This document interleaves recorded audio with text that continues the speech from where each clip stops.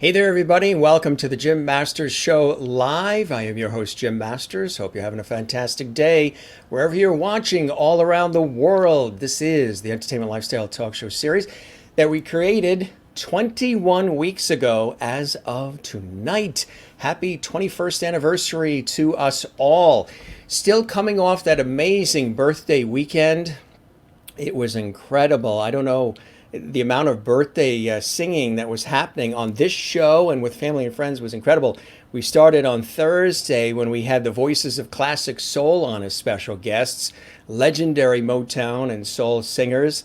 The gentleman originally with the Temptations and the Four Tops, the Platters and the Drifters, Joe Coleman, Joe Blunt, and Theo Peoples. They were amazing. And what fun we had when they sang Happy Birthday. And then Demo was on Friday, and he also did Happy Birthday. And then we had incredible R&B sensation Lady Bain on Saturday. She did Happy Birthday.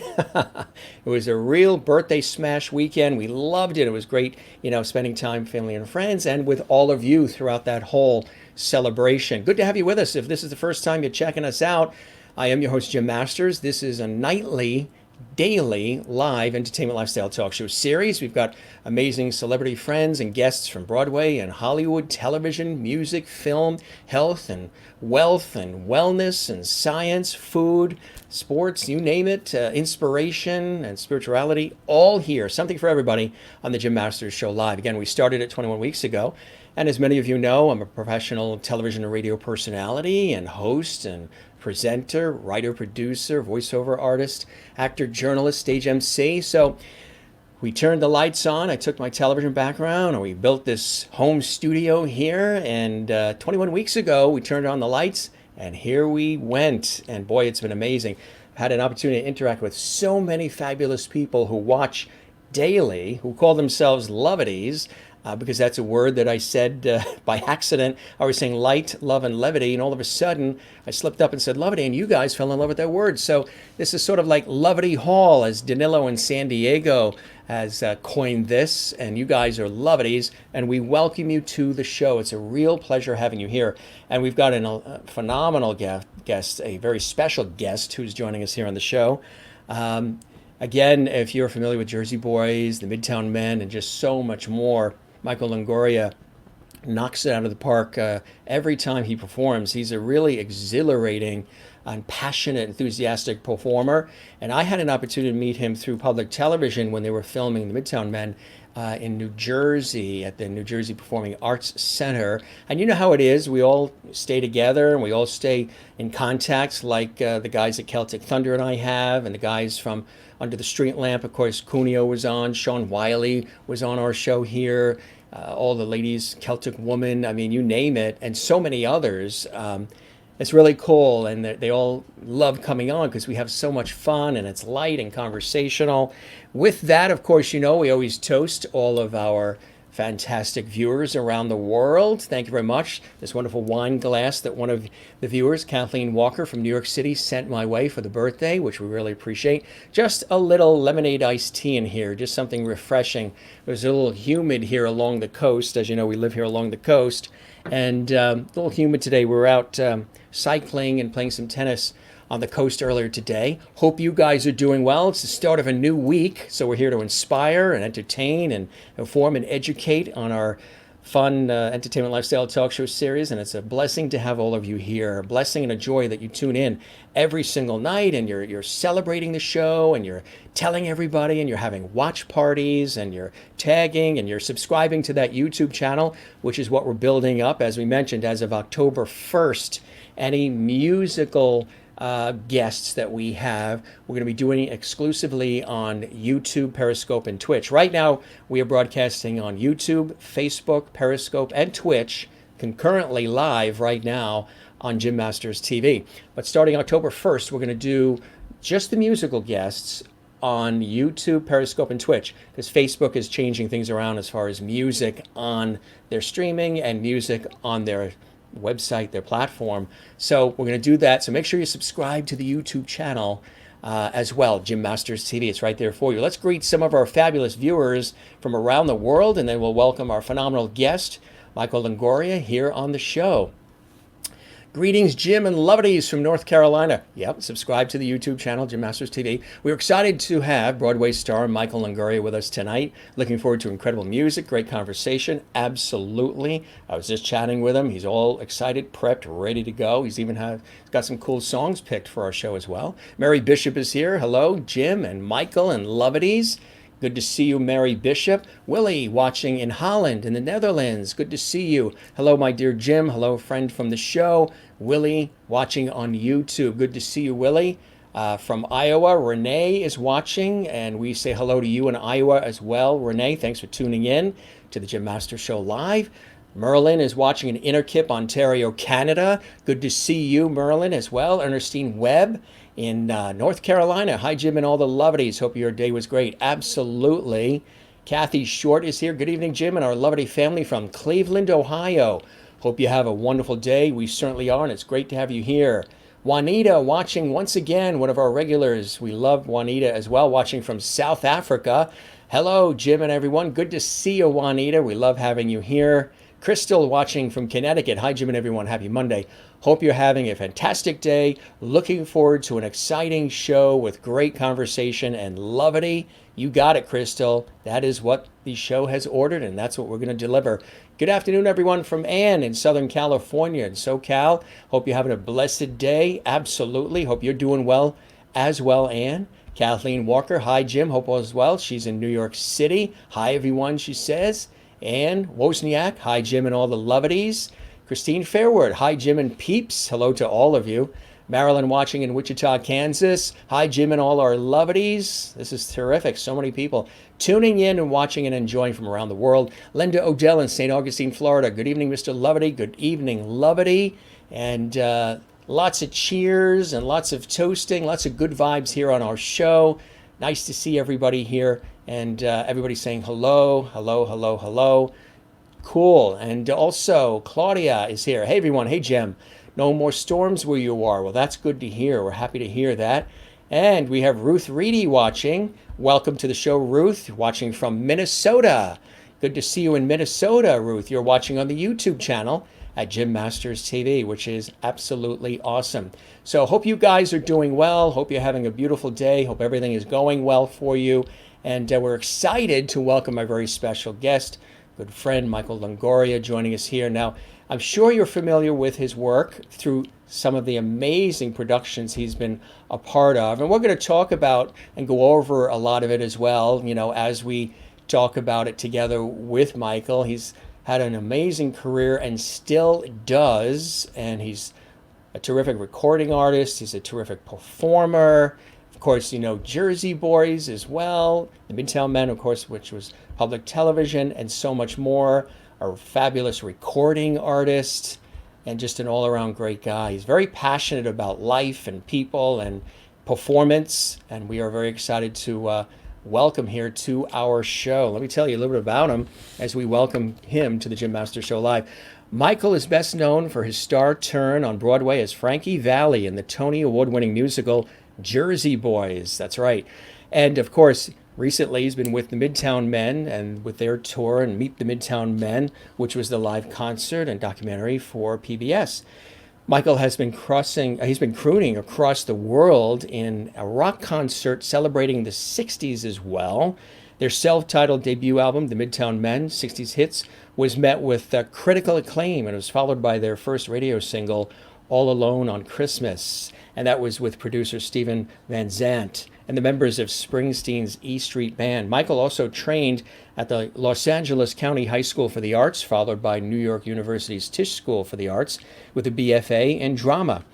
Michael began his career with theatrical credits, including Peter Pan and Wendy at the Prince Music Theater. That's right, with a Barrymore Award nomination for Best Actor in a Musical. West Side Story at the Walnut Street Theater, a chorus line at the Helen Hayes Performing Arts Center and Avenue X at the Abe Burrows Theater. Internationally, Michael Longoria appeared in West Side Story, that's right, in Milan, and a chorus line in Munich. Michael made his Broadway debut in the smash hit musical Hairspray, a 2003 Tony Award for Best Musical, later creating the role of Joey in the original Broadway cast of Jersey Boys. That's right. Really, really cool. 2006 Tony Award for Best Musical. and that's before taking over the role of Frankie Valli. In 2017, Michael created the role of Freddie in the original off-Broadway cast of The View Upstairs, and can be heard on the original cast album as well. He also appeared on television as the lead vocalist for Cirque du Soleil on the season 9 finale of America's Got Talent. Broadway Under the Stars, a tribute to Harold Prince, the opening ceremonies at the U.S. Open, and as animated characters on Dora the Explorer as well. Michael also appeared in the documentary film One Night Stand as a headlining solo concert artist. Michael has appeared at Caesar's Palace in Atlantic City, co-starring with SNL's Joe Piscopo in That's Life. As a singer-songwriter, Michael has performed his original hits at Joe's Pub, The Cutting Room, CB's Gallery, and Caroline's on Broadway. 2016, he had a solo debut, Broadway album, Broadway, Brick by Brick, that reached number 2 on the iTunes Vocal Album Chart. And that year, Michael was nominated for Best Male Vocalist and Best Cabaret by the Glam Awards as well. That's just some. That's just sprinkling some. He's had a Christmas album as well and so much more. He's really, really a terrific guy. And again, he loves life. He loves people. And we're so excited to welcome him here to the show exclusively. Let's welcome our great friend, Michael Longoria. Michael, Hey, welcome. How are you? Thank you so much for having me. I'm so excited to talk to a human being.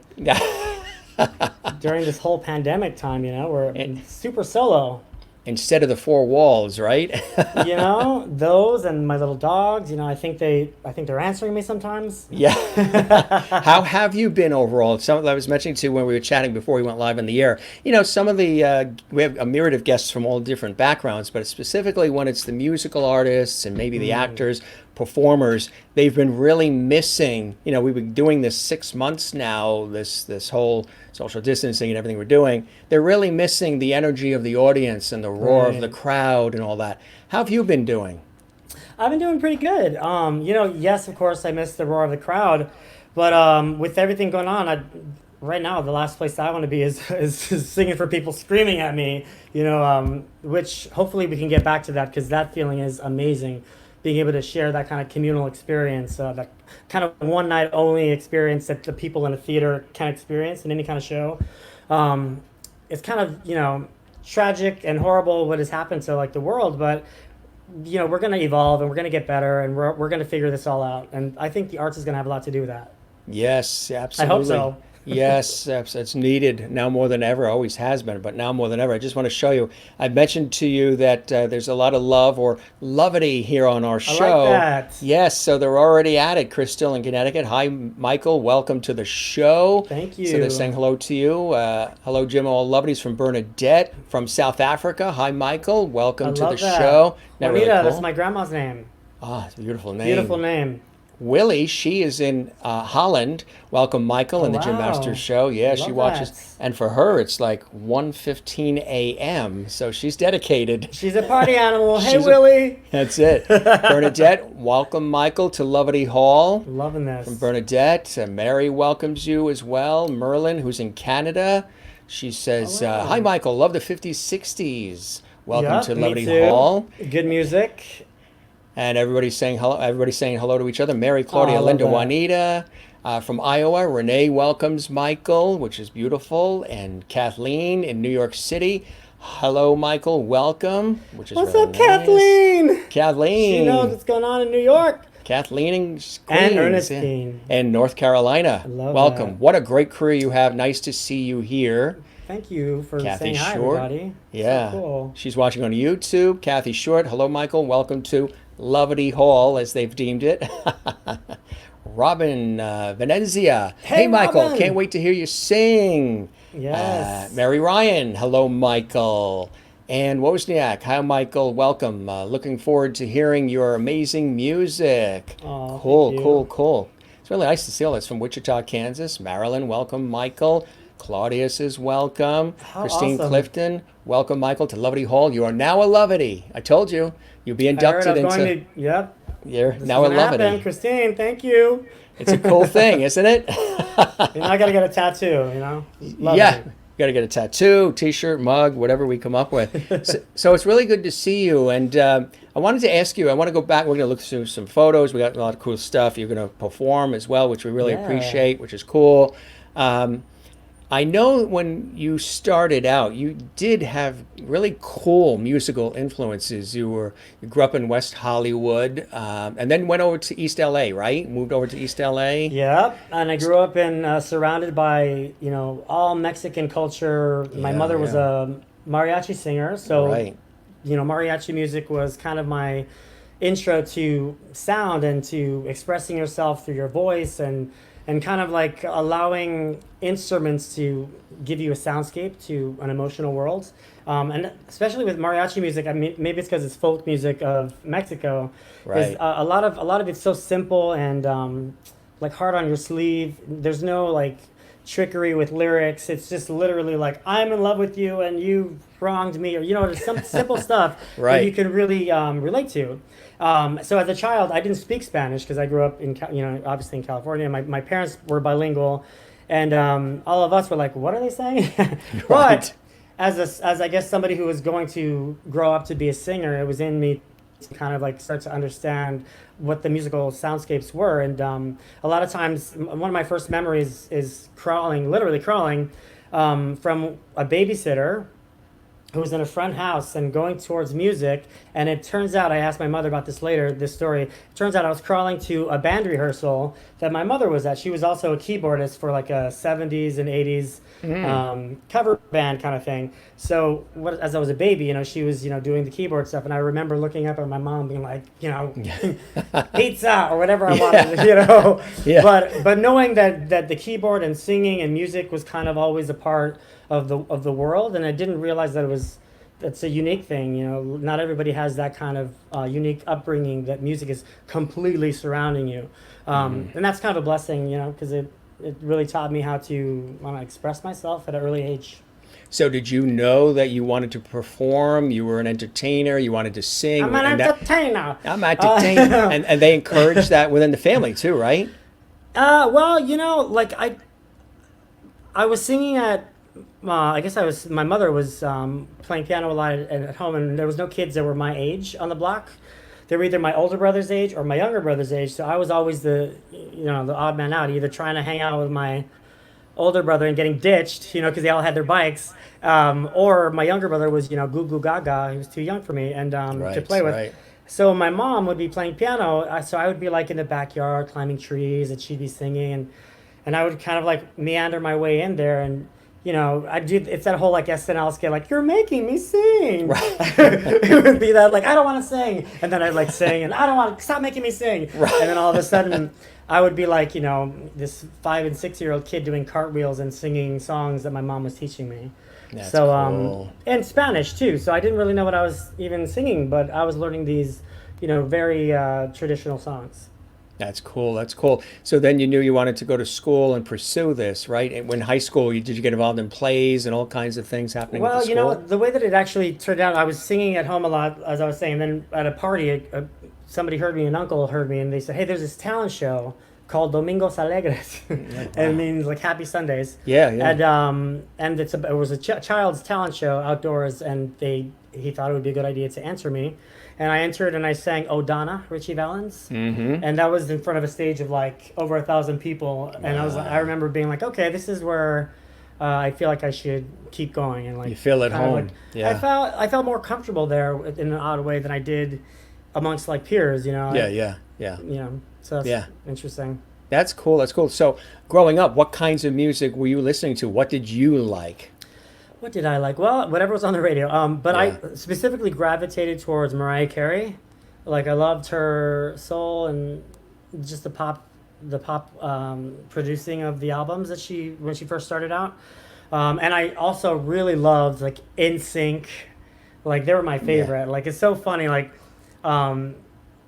people like grew up in the '60s, loving all these boy band and girl bands, the Supremes, the Temptations, and all that. Right, right. And I remember being like, yeah, I never really had anything like that. But then, like in retrospect, I'm like, oh, wait a minute, that's what NSYNC was. It was their boy band, just it wasn't the same kind of music. Right, exactly. But it was that Exactly. kind of like harmony, singing similar simple songs about things that we all go through, except just more pop sensibility. Exactly, exactly. So, how did you make your way from West Coast to East and to New York and the action happening in New York? Well, somebody in high school, I remember I was stretching in dance class, and I was like, she was a senior and I was a sophomore, and I remember being like, so, you're graduating, what are you gonna do, like, and I thought she was so awesome. She was such a talented girl, and she's like, well, of course I'm going to New York. I'm going to Broadway. Right. And I was like, what's Broadway? I had no idea what it was. I mean, obviously I knew, I was exposed to some musical theater like West Side Story, but I guess I didn't realize that it all happened on a stage, and there was a community where it was like a bunch of theaters, and you Yeah. could actually not only be entertained, but if you're lucky enough, you can get on stage and be a part of that, those acting troupes. So it was just kind of like a wide awakening. Yeah. So then how did that develop for you? You come to New York and you've Right. heard about Broadway, and then what were some of those trails that were pointing you in the great direction that you followed? Well, a friend of mine auditioned for a summer high school program at NYU, and this is when we were juniors in high school. And she said, you should audition for this thing. And I was like, I don't know. But we both sent essays. We both wrote why we'd want to come, and I got in. So then I was like, oh gosh, I got to go to New York now. It was like a 3-week intensive. Obviously, I was excited, but I was very scared. Never been out of my house, besides going to school and all that stuff. Yeah. So And you were how old then? I was 15 years old. Wow, 15 years yeah. old, I get this scholarship to go, and I go. And the first Broadway show that they showed us was Candide. Mm-hmm. And I remember being like, oh my God. Obviously, like, there's other shows that might have been like more of a experience, but the fact that they had all these everything, the set was moving, and I remember Yeah. being like, wait, there's nobody back there pushing it or pulling it. It was like all electric, and it was like so high budget, and I just remember being like, wow, this is the kind of theater that's like magical, because you actually get lost in it, and you kind of believe, instead of the high school when everything's painted and everybody's moving their own sets, which is also magical, but Yeah. in a different way. Right, exactly. So that's really, really cool. So then I got to New York by the high school program, and then that made me early apply to NYU, and I got in, thank God. Yeah, And yeah. 4 years of Bachelor NYU. of Fine Arts, yeah. Yeah. So, and during that time, were you in various plays, different musicals, different things you were doing while you were at school there in New York? Yes, it was called the play of work study. Where you have to like get a whole bunch of jobs. I had to do work study and and I was able to also have a few opportunities to be on main stages. We did a show Yes. called Pacific Overtures, which is pretty awesome. Show called Avenue Q. Not Avenue Q, Avenue X. Before Avenue Q. Avenue X, Right. which is a all doo-wop musical, all a cappella.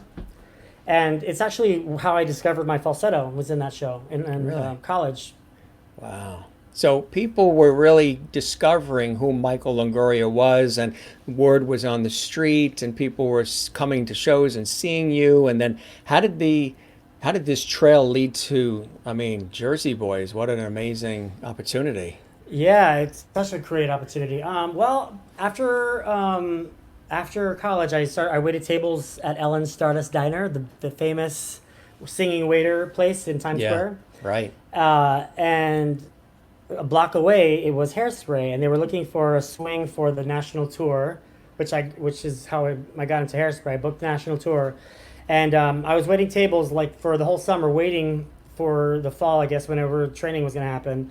And I got a call from the Broadway cast, and they said, "Hey, we know you're going to go on the road with Hairspray, but we thought you might want a head start. Our swing, the guy that you're going to play on the tour, he's going to go away for 2 weeks. Maybe you should come and rehearse." I was like, "Wait, Yeah. you want me to make my Broadway debut? What?"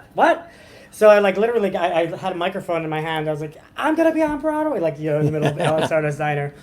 And that's how I got on Broadway, and I did the show, and luckily the guy that I had replaced wanted to start doing choreography. So he booked a choreography gig after that leave of absence and left the show. And they were like, well, you're going to make more money on the road, but Yeah. we would really love to have you here on Broadway. And I was like, I'm staying. That's like, There's no question. No, I'm staying. I'm going to stay in the Broadway company. They had just won the Tony Award, like literally right. the week Right. before I started rehearsals. They were on the Tonys, and I was like, it was a dream come true. I mean, I still remember the smell of Yeah. the theater. Yeah. In that air conditioning summer, it Yeah. was a specific smell, like, I don't know, almost like a carnival. Right, exactly. And you must have been, were you pinching yourself? You were like, my God, at one point I didn't know what Broadway was, and now here I am going to be appearing on it. It was And it wasn't a 20-year span in between those two things either. For some people it is. Yeah, it was an odd experience, but it was also like, I don't want to say, I guess it was humbling in a sense, but since I was a swing, I was like, I'm not really on Broadway, even though I was, but in my Right. brain I was like, I gotta keep auditioning, I gotta keep, But what I realized is that it was like 2 years of awesome training in a hit Broadway musical, and kind of like as an observer, like Right. I was on stage a lot, like almost every night, but I was also observing how people behave, how people get success, like when somebody wins a Tony Award, Right. like what does that mean, and all the parties that come along with that, and the ride that the show goes on. All of that I was a part of, but more as an observer, like, okay, this is cool, yes, I'm a part of it, but I'm also like watching this amazing hit happen, and this is how a Broadway hit happens. Apparently these things don't happen very often. Right. Yeah. know. Exactly. And to be a So, part of that, Yeah. I mean, what was that like? I mean, going on stage, each night and just seeing the audience. I mean, it must have just been filling your soul in such an incredible way. It was hell on earth. I loved it. Usually It was- both, right? It was awesome. No, it was good, but it taught me. Okay, so being in Hairspray taught me to have zero fear. Although I have fear now, like the anxiety comes back as Yeah. you get older. Sure. But at that time, I rehearsed for 2 weeks, and they were like, okay, so you have to cover. At the time, it was 8 parts or something like that. And then it eventually grew. But for the 2 weeks, I had to learn all this material, and where Yeah. different people stand, and who the different dance partner is for whose character you're going on. My first show, I'm like, okay, I'll learn as I go, right? So I'm learning the basics on how to do it. And the funny story about my debut on Broadway was they trained me to play 2 specific characters that they thought I would probably go on. Like, most likely you're going to go on for these 2 guys. So I was like watching like a hawk for 2 weeks, like, I'm going to play these parts at some point. I know it. I was ready. And I also had to learn everything else, the other parts. So sure enough, my first day on as the swing, another guy calls out from one of the motor mouth kids, and I was like, oh no. But of course I knew the dances, but I didn't, they didn't train me like full out. There wasn't enough time. Right. But for some reason they were like, okay, you're gonna go on anyway. We're just gonna teach you. We're just gonna coach you off the side. Tell you where to go. I was like, and you don't say no. So I'm like, okay. So No, literally, right. I'm going on. I'm sweating bullets. Like, I felt terror and all those that automation, all those that thing that I was so impressed with by Candide, like, moving set pieces, that was happening in Hairspray, except I didn't know where was coming what. There was desks moving on. I had cast members like pulling me, come this way. It was like terrifyingly scary. Right. And the funniest thing was, like, during the Motormouth dance, I knew the dance, right? But I didn't know who I was supposed to dance with. And then I remember somebody saying off stage, go to Judine, go to Judine. I was like, I don't know everybody yet. Who's Judine? and then of course Judine, is like the pro. Yeah. She's been in like 10 Broadway shows, including The Life. She found me, and she was like, you're my partner. Get over here. And it all worked out. I survived. I still remember going to a Reba Reba afterwards and having a big margarita and being like, oh my God, it's never going to be this scary again, ever. Until you play Frankie Valli. No, but it's never going to be this scary again, because it was that actor's nightmare where you're supposed to do a show and you don't know where you're supposed to go. Or, that was reality. That was the Broadway debut at Hairspray. And I know it was like an emergency, so I had to go on, so I learned that lesson. Yeah. You just have to do it. Right. Exactly. So that was awesome. I did Hairspray for about 2 years. Yeah. I learned a lot. And yeah, it was a great learning experience, wasn't it? I mean, Absolutely. incredible cast and storyline, So and much talent. Like, geez, yeah, that cast had so much talent, and just yeah, funny. Very funny cast of people that yeah, laughed a lot. You know, everybody was super supportive of like. yeah, There was a lot of yeah, young kids too, so all of yeah. us that were doing our own music, everybody would come. You know, everybody would come to the Monday night show on the day off, and that's also different in every show. Every show has a different chemistry, but in Hairspray, it was super.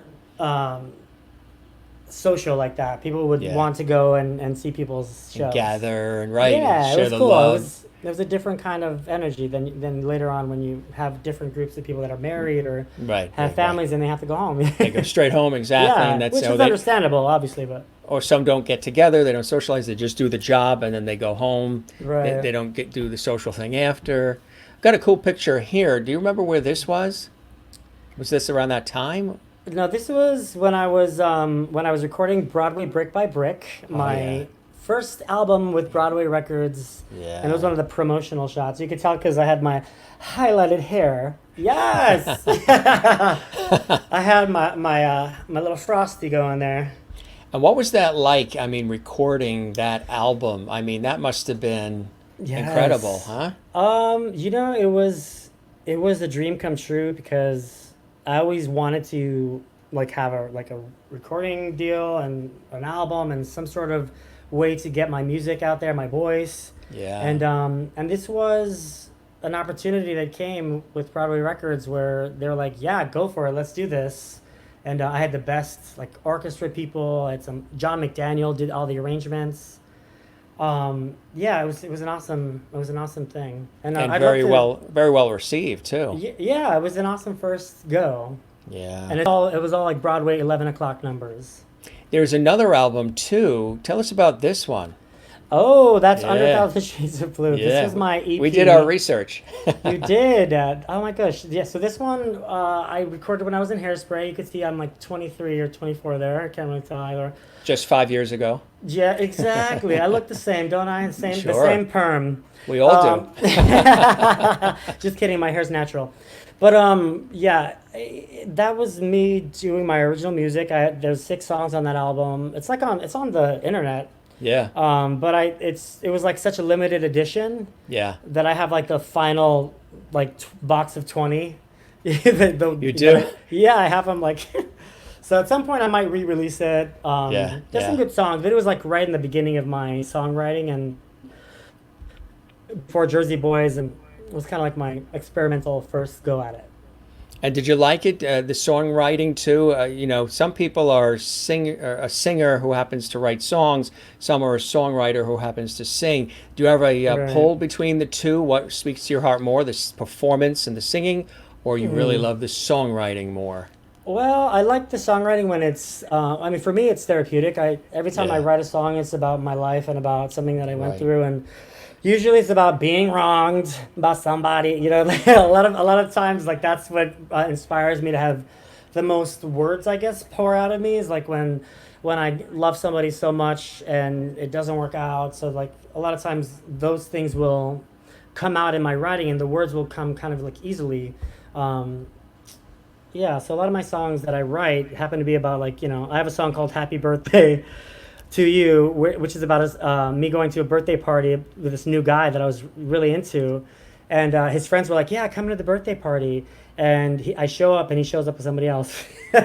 So that was like, I gotta write a song You about got to write. this. So Doesn't Taylor Swift do that too? Or yeah, exactly. So I could relate to but see, Taylor Swift. you started it first. You were first to do that. Exactly. Well, Groundbreaking. she got But her she, deal but first. she got the big. Absolutely, absolutely. Just wanted to show you a couple of cool things. Jennifer Barry says we're very viewer centric here Oh on the yeah. show. Hey Jennifer. Hey, Michael. As far as hairspraying, being involved and being thrown into the fire like you were, sounds Right. scary but exciting. It Absolutely. was. Christine talking about Jersey Boys. She says, Michael, Jersey Boys were the hardest and hottest tickets to buy. What an opportunity. Fun time for you. Had to be so exciting for you as well. Yeah, it was nice. Soraya says, hi, Jim and Michael. Bernadette says, talk about having all the emotions even while you're thrilled to do it. You're a rock star. This is, I think, the second or third person who has said this. Wow, look at those eyes. Yeah. Oh, now they're jumping in their chairs. You just made Canada very happy. Nice Canada. photos, Michael, Ernestine as well. So then came Jersey Boys, right? And that really, phew, yeah. So Jersey Boys. So swinging hairspray, and I was kind of in a frustrated scenario where there wasn't any auditions going on for things that I was right for, and all of a sudden I heard about this show called Jersey Boys that was looking for like short Italian tenors, something like that, and I was like, okay, I could play that, I could pass for that. So let's try. So I had just been in for Mamma Mia for the same casting director, and I made it all the way to the end for a role called Pepper, and I didn't get it. But I made it for all these auditions. So the casting director, I felt, knew me, right? I'm like, she has to know my name. I saw her so many times. Yeah. So I I wrote a letter. I called. I did everything I possibly could. It was before email, I think. I think so, or right when email was happening. So I was doing everything that I could to try to get seen and saying, hey, this is right up my alley, Yeah. That's crickets. Okay, nothing going on. And I was like, you know what? And I was very tenacious at that time. And I said, I am going to go to the open call. And if I don't get an appointment, and I'm just going to keep trying, right? So the day before the open call, I get a call from that office saying, hey, we got your letters, plural. Yeah. That's like, and sure, you could come. We'll give you a slot. And I was, phew, I got a slot. And I went in and I sang Sherry. Sherry Baby, and that was the end of it. And went in for many callbacks, and they had me the whole time reading for both Frankie and Joey, the Joe Pesci, because coming out of Hairspray, I was really young looking. I was playing a young teenager in that. Joe Pesci is a teenager in the show, so they were looking at me for that role primarily, but then they were also listening to my voice, and I think seeing the possibilities. And of course, I knew. By listening to Frankie Valli's songs and stuff and learning Sherry, I was like, oh, this is something that I could do, if I'm age appropriate. So luckily I got the role, and then I started to go on for the matinees as Frankie, playing both parts, which was awesome. Like, they allowed me Equity made a special contract for me. Did they really? Yeah, well, because Joe Pesci originally was an ensemble character with the feature. Right. And in order to play Frankie Valli during the matinees on a principal contract, I couldn't be on a principal contract and an ensemble contract. So Equity made Joe Pesci, while I was playing it, a principal, so that I could play Joe Pesci and Frankie Valli on the same contracts. So it was kind of a complicated thing. It was a special thing that they did. Thank you, Equity, for doing that. But it allowed me to play both parts, which is cool. That's very, very cool. I mean, that's kind of rare too when that happens, isn't it? So rare, yeah, absolutely. I mean, and it was the big hit show at the time, and I wasn't scared by that, because I was like, this is, I felt very at home. So. What was that? Oh, Linda in Florida says you would have been great in Mamma Mia too. Love that movie. Love Jersey Boys. Yeah, such a Jersey good show. Boys. Both of those shows. They're enjoying your stories. Jersey Boys. Amazing, all over the country too. What was that experience like for you? And then also your family, knowing that you were always this fun-loving kid in West Hollywood and East LA, and all of a sudden here you are starring in these incredible shows on Broadway, and with the musical background that existed within the family, they must have been so extraordinarily proud. Still, but initially, especially in the beginning, when all of these fantastic things were happening, I mean, you picked up your bag, went east. A lot of people go west, but you came east, and you've made all this incredible stuff happen. When you went back home to visit, I mean, it must have been like, oh my God, hometown boy makes good, right? Yeah, yes, but it was, being a boy in musical theater in my generation Yeah, is a little complicated, sure. especially for someone who grew up in a very Mexican Catholic Yeah, environment. yeah. My father was Sort in of Vietnam, like so he was strict conservative, very sort of. Yeah, strict. So when I was singing mariachi music, it was awesome for them, right? yeah, This is their yeah, culture. This, yeah. you know, All and right. all of a sudden, when I wanted to take, tap classes or, go to musical theater Well, camp, they're like, sit down, Michael. Let's talk at the kitchen table. What is this? What are we talking So about? there was a period where it was difficult, where they didn't really understand, but eventually they did come around, and luckily it all worked out. And the best part of the story is that even though I had moments with me and my father where we didn't speak, because he didn't understand me, not because he spoke Spanish, no, just because of the whole difference in, I don't know. I don't want to say ideology because it's not really ideology. It's just difference in culture, experience. I think having me as a son definitely opened his mind up to the world and to the closed mindedness that he had grown up in. But uh, having a son like me was very challenging for him, right? So Sure, sure. I did fly him out to see me in Hairspray. He loved it. But that was when he was first starting to come back around. And when he came back to see me in Jersey Boys, I flew him out and I didn't tell him anything about the show, and I didn't tell him that I was starring in it because it was when I was playing Frankie Valli. I just wanted him to be completely surprised. He had the best seats, like center, like fourth row on the aisle, something like that. And I remember he was like, not that he was shocked, because he always knew that I was talented and all that, but I think he was shocked to see so many people Yeah, supporting his son, right. something that he had battled with so much that he Sure. was like, how all of a sudden, like, I think the people gave him permission,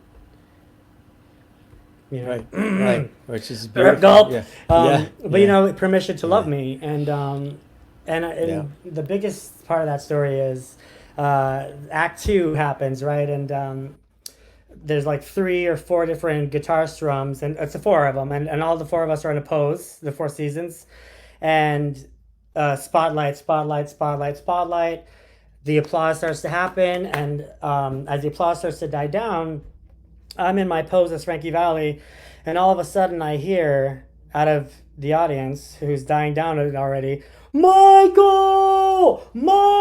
Michael! And I'm looking, and my dad is just still standing there, like, proud as can be, which was redemption. He was finally seeing me as I was supposed to be, always, and I think Yeah. that was a big moment for both of us. Mm-hmm. And it only got better from there on. Like he just, he kept getting more open to me, and then the Midtown Men happened, of course. Yeah, Yeah.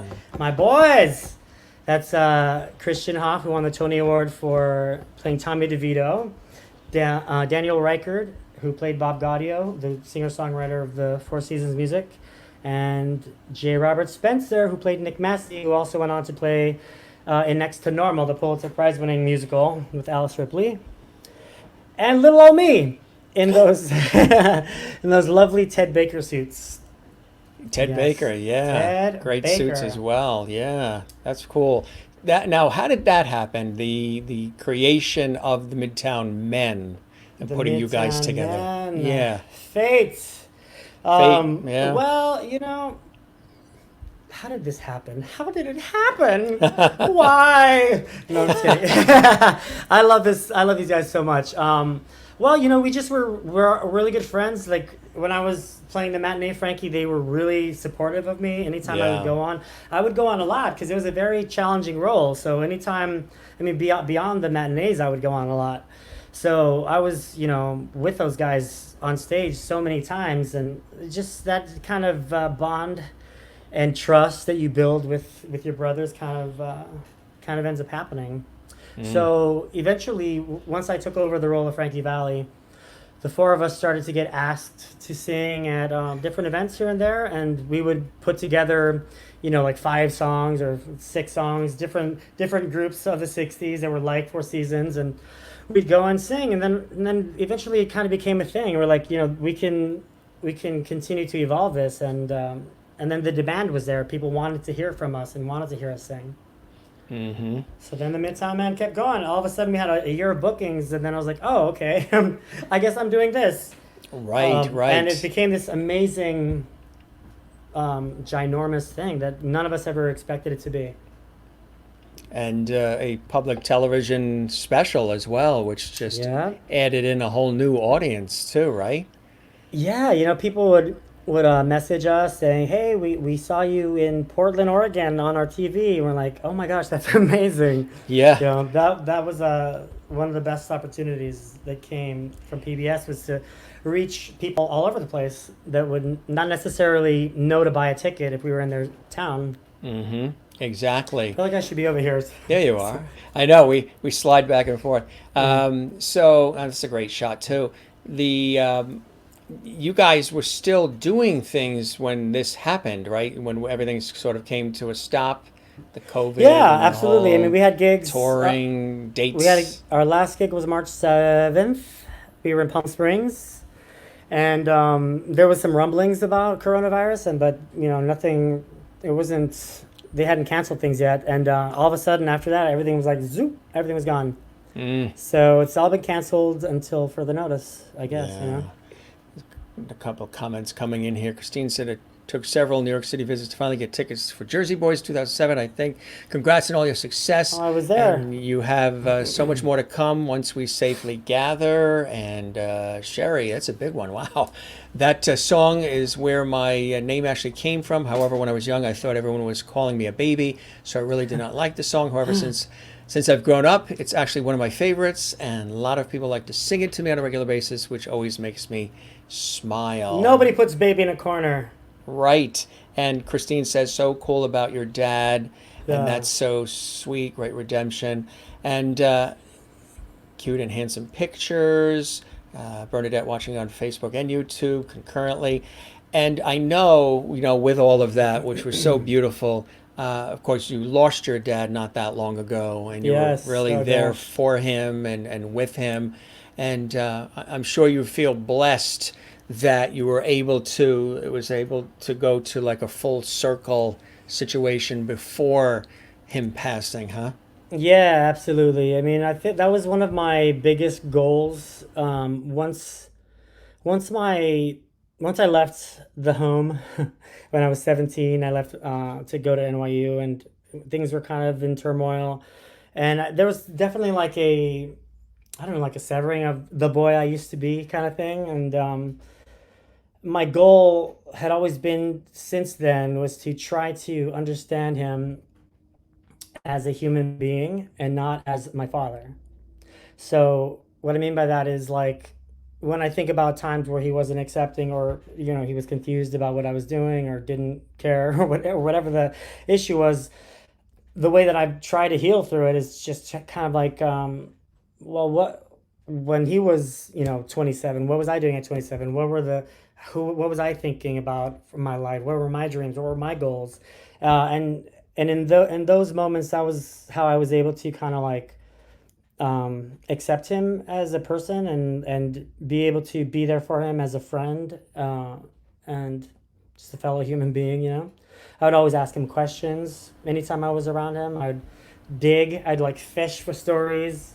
And this is before he was about to pass. And when he was about to pass, I really dug for a bunch of stories. But before then, anytime I saw my dad, I would be like, "So, when you were in Vietnam," I would like ask him things that he would probably not care to bring up, and then out of nowhere, he would like spill out a whole He would, right. story of understanding, and all of a sudden I'm like, oh, that makes sense to who you are. Something a lot of men, especially that generation and of that culture, have trouble necessarily opening up to and giving their heart out, I guess. And I felt like it was my job, like maybe my calling with God, to like open my dad's mind and show him the world. Like I took him to drag shows. He like met a drag queen named Shaquita, who's like my favorite drag queen, and that alone is a like lifetime of evolution for somebody who was so close-minded and so unexposed to the world, besides his own, sheltered specific. And I think what's horrible about that is a lot of people still live that way, right? And a lot of people are like, "This is my world. This is my box. I'm staying here." And had he not had a gay son who was into musical theater, he would have stayed there. He would have stayed in that box. He would have been somebody who never was exposed to art, never saw Jersey Boys, probably never would have gone to New York City. Surely would never have met Shaquita, but I think it was a cool journey that we both were on, because that was challenging for me, right, to not have a dad. Uh, like, if I was a baseball player, like that experience that those guys have in Little League, I didn't have that. So it was always a challenge to kind of be like, that's cool. What's our relationship? you know? Right, exactly, exactly.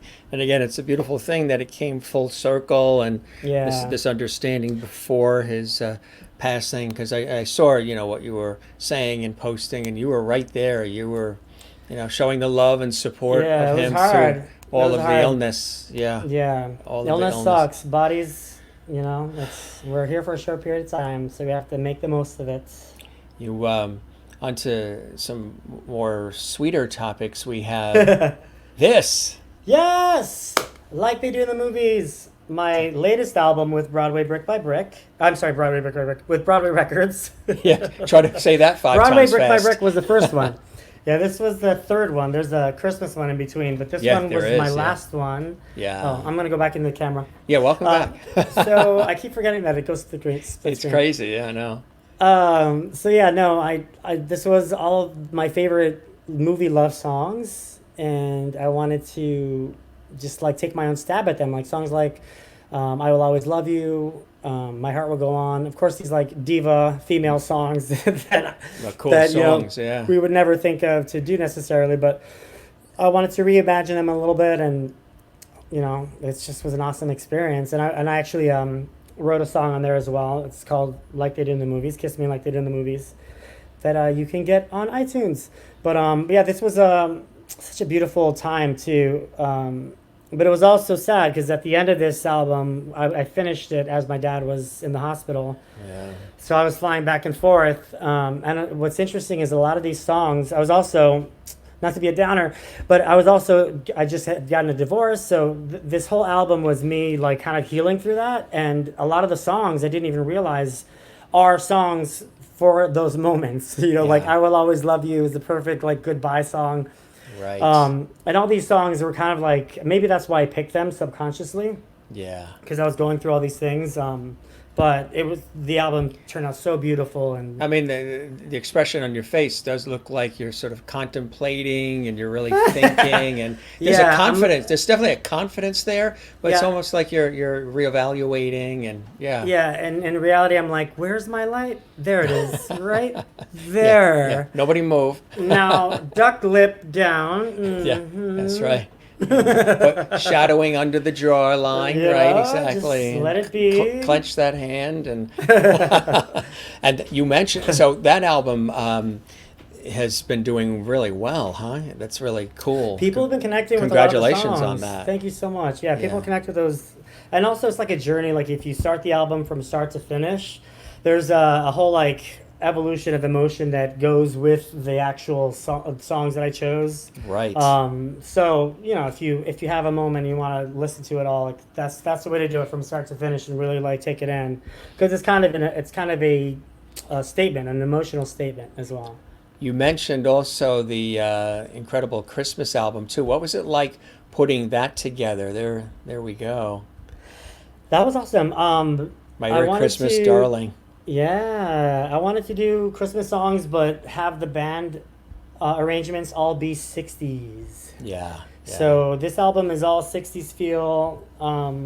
You'll feel very Ronettes about it. Sure. Yeah. Yeah. Yeah. This That's is album cool. number 2. One of my dear friends is Ronnie from the Oh Ronettes. yeah, she's awesome. Yeah. Very welcoming backstage. Really Yes. cool gal. Yeah. Close family friend. So, so what was it like? What was the process like putting this one together, and how did you select the songs, Michael? Well, this one was interesting because I had done Broadway brick by brick already, Yeah.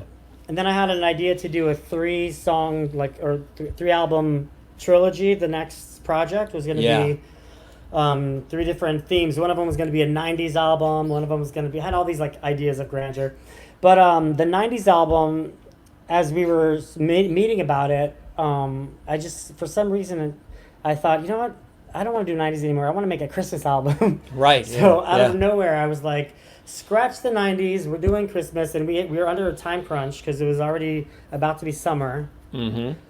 So we just ran to the studio. I already had like all these songs, on my playlist from songs that I just love. Mm-hmm. And Rona Siddiqui did all the arrangements. Mm.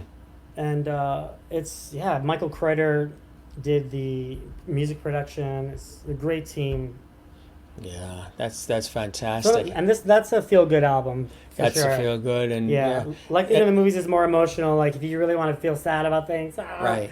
And the holidays are coming up. We really, after the year we've all been through and are still Right. in, we need as much feel good as possible, which is what we do here on this show. So, is that album and all the albums available on Amazon and other places? Anywhere you can get music, you just look Michael Longoria up and you'll find me. And also, I have an Instagram that's Michael Longoria Sings. I post a lot of like videos. I'm always looking for new material too. So like if anybody starts following me, has the ideas for me to sing, I love a good challenge. So What if you probably think get about that. asked a lot any connection to Eva Longoria, the actress? I do get asked that at Probably. airports. I'm sure. Yeah. And I'm like, well, does that mean I'll get a first class seat? So no, right. I'm not. Distant cousin. I probably am if you really like went through ancestry.com and That's what happens. Yeah.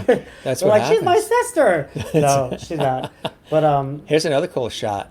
oh yeah. What was? Tell us about this one. This was down in the village somewhere, and this is pictures for the inside of the album, like they do in the movies.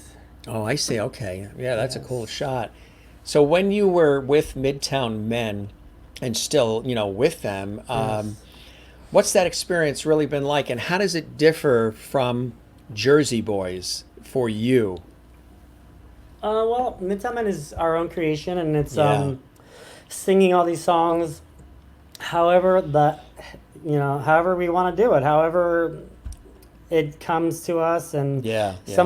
each of us have our own style and our You own. bring something to the table, right? Yeah, and we bring our own songs. But Yeah. the funny thing about the Midtown in the beginning was, it was always like somebody would propose a song, and then it would be like by committee voting like whether or not that song would go in.